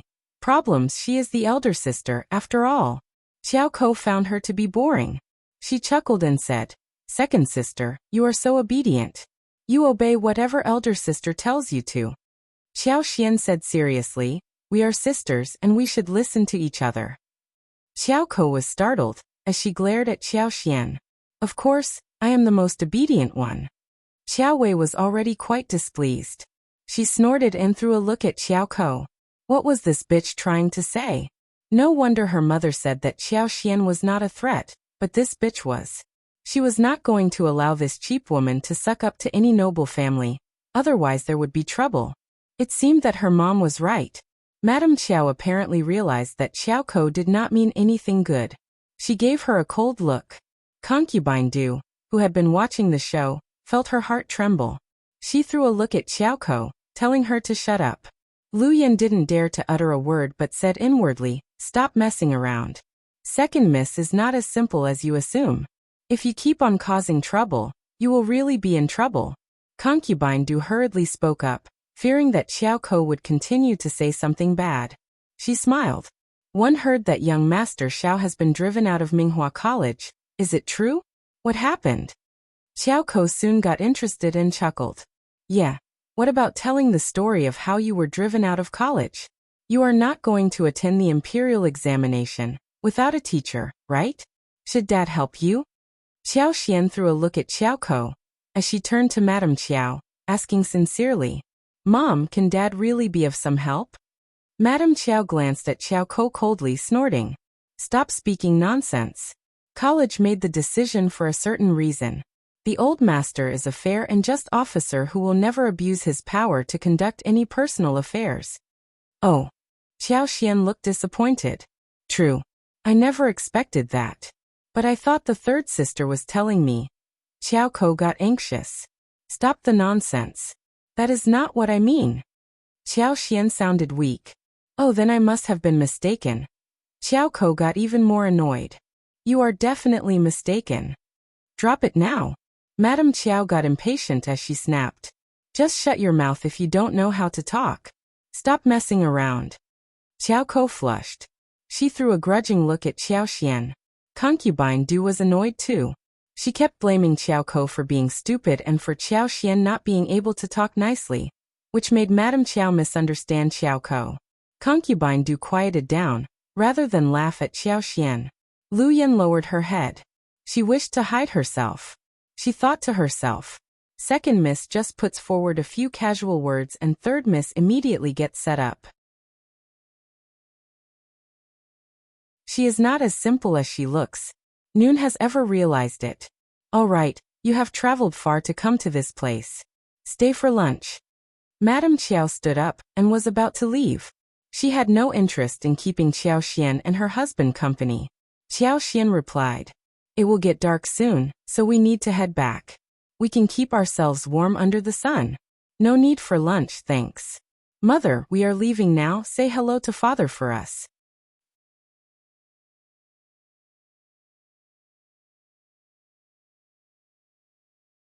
Chapter 474. Going home, they were sure that Xiao Yanduan's future had been ruined, and Qiao Xian was never going to get out of the farmer's family. They did not bother to make any effort in being nice. In this case, it saved them a lot of trouble. They would not stop her from leaving, if she wanted to. Sure enough, Madame Qiao ignored them and said, "Any way you like." Qiao Xian and Xiao Yanduan waved them goodbye and left the mansion. "All right, darling? Yeah, I am fine." They smiled at each other. "Then let's go home." "Okay." They walked for over 2 lanes before getting on the donkey cart. Xiao Sanlang was waiting for them at the noodle restaurant close by. He was surprised that they showed up so early, but Xiao Sanlang never pried into the reason for it. He stood up and greeted them, and the 3 of them went home together. They learned about Yang Liang's visit when they came home. Xiao Sanlang got anxious as she took Yang Xiaoни's hands. "Honey, he did not bully you, did he?" Yang Xiaoni felt so sweet in heart, as she looked at Xiao Sanlang with love, shaking her head. No, don't worry, brother Sanlang. We are at our own home, and he could not bully me at all." "That is good." Xiao Sanlang let out a sigh of relief, snorting. "Shame on him." Yang Xiaoni added, "Yeah, I ignored him too." "You are right, just ignore him. He must have said something bad to you, but don't think about it. I would be worried. I am happy to have you, brother Sanlang. I am not annoyed." Haha. Miss Fang could not stand their behavior anymore. She glared at her son. "Just go back to your room for these sweet talks. Stop being in the way." Qiao Xian and the others had already left the site. Xiao Sanlang was confused. "We are not in the way." Miss Fang shouted. "You are. Just go back to your room." Xiao Sanlang had a lot to ask Yang Xiaoni. He found his mother getting really hot-tempered these days, but he did not want to argue with her. So he replied briefly and left with Yang Xiaoni. They continued to talk about this when they went back to their own room. Yang Liang visited Yang Xiaoni because he was thinking about taking Yang Xiaoni back, so they would not be laughed at by people in the village, especially since Yang Xiaoni and Xiao Sanlang refused to pass on any gifts to them. Yang Liang said to Ms. Tian, "Xiaoni is my sister and I can coax her. She won't be so ruthless. If they come here, you must not scold her anymore. Treat her nicely, so they could come and visit us often." Ms. Tian cursed inwardly and said unhappily, all right, I know what to do. You can get her back if you are capable of doing so. She is not as generous as you assume. She holds a deep grudge against you." Yang Liang was annoyed by what she said. His face sank and he asked, "What do you mean? Do you want me to get them here or not?" Ms. Tian fell silent. Ms. Fang and Yang Xiaoni were both alarmed seeing Yang Liang at the door. He felt so embarrassed. Yang Liang was so jealous looking at the new house of the first section of the family. The first section of the family was leading an increasingly better life.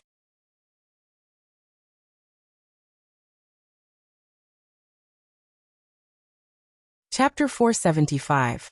Her guesses: his sister looked prettier than the last time they met. She was even wearing silver bracelets, with silver hairpins and silk flowers in her hair, looking radiant. That made Yang Liang feel really uncomfortable. He had a strange thought inside his head. Yang Xiaoni turned down Yang Liang's intention. He became really furious when the persuasion did not work. "Xiaomi, isn't it enough? You have vented your anger. Are you trying to deny that I am your brother?" Yang Xiaoni looked at him calmly. "You denied that I was your sister a long time ago. You never treated me like your sister. You didn't even give me any dowry when I got married. I got my wedding gown from my mother-in-law. You forgot all of these? I didn't. Yang Liang got even more annoyed. But you said yes to all of these. Why didn't you oppose the decision? Now you are picking up the old stories? Yang Xiaoni sneered. Would that have worked? I did not dare say a thing. What if my wedding was called off because of you and your selfish behavior? If it were not Brother Sanling I married, but some poor family who never fed me, would you still come and beg me to go home with you? Yang Liang was startled. He subconsciously did not dare look at Yang Xiaoni. Yang Xiaoni sneered. She felt even colder in heart. This was what she had expected. What was the point of putting on a show? Ms. Fang could not help but glance at Yang Xiaoni. Her third son's daughter-in-law might look slow in the head, but she never changed her mind once she made the decision. She was not all that useless. So we can be strangers from today on and part our ways. I won't be jealous of you if you make a fortune, or want a portion of it. Similarly, whether I am living well or not has nothing to do with you either, understand? Yang Liang felt so embarrassed. But he had no words to counter her. He left the Qiao family in total awkwardness. He had another fight with Ms. Tian when he reached home. Hearing Yang Xiaoni's words, Xiao Sanlang kept kissing his wife, smiling. My wife, you were great. You made such a wonderful speech. Yang Xiaoni looked very proud and smiled brightly. Of course I did. The following day, Xiao Yunduan and Xiao Sanlang went to deliver New Year's presents to Master Yin. Master Yin had not taken Xiao Yunduan as the disciple formally, but he still learned a lot from him. He respected him and admired him as a disciple, thus abundant presents were prepared. However, when he returned home in the afternoon, Master Yin and his 3 servants, namely Uncle Yun and Aunt Yun as well as Tsang, came back with him. They were going to spend the new year at his house. Ms. Fang and eldest uncle were surprised, but still opened their arms in welcome for them. Xiao Zioki's yard was quite spacious, with 3 wing rooms and 1 main room, as well as 2 smaller affiliated rooms. Master Yun and his group would live there. Qi volunteered to spare the main room for Master Yun. Whilst he rolled up his blanket and moved to the east affiliated room, Master Yun stayed in the master bedroom, whilst Uncle Yun and Aunt Yun lived in the western affiliated room. Song lived in the segmented room next to Master Yun's. Soon Uncle Yun sorted the east wing room as study. The Xiao family were quite uneasy facing Master Yun and his people. They were plainly dressed, but they looked different. So the Xiao family were all quite nervous meeting them. You're tuning in to the Li Mei's Sword of Destiny YouTube channel.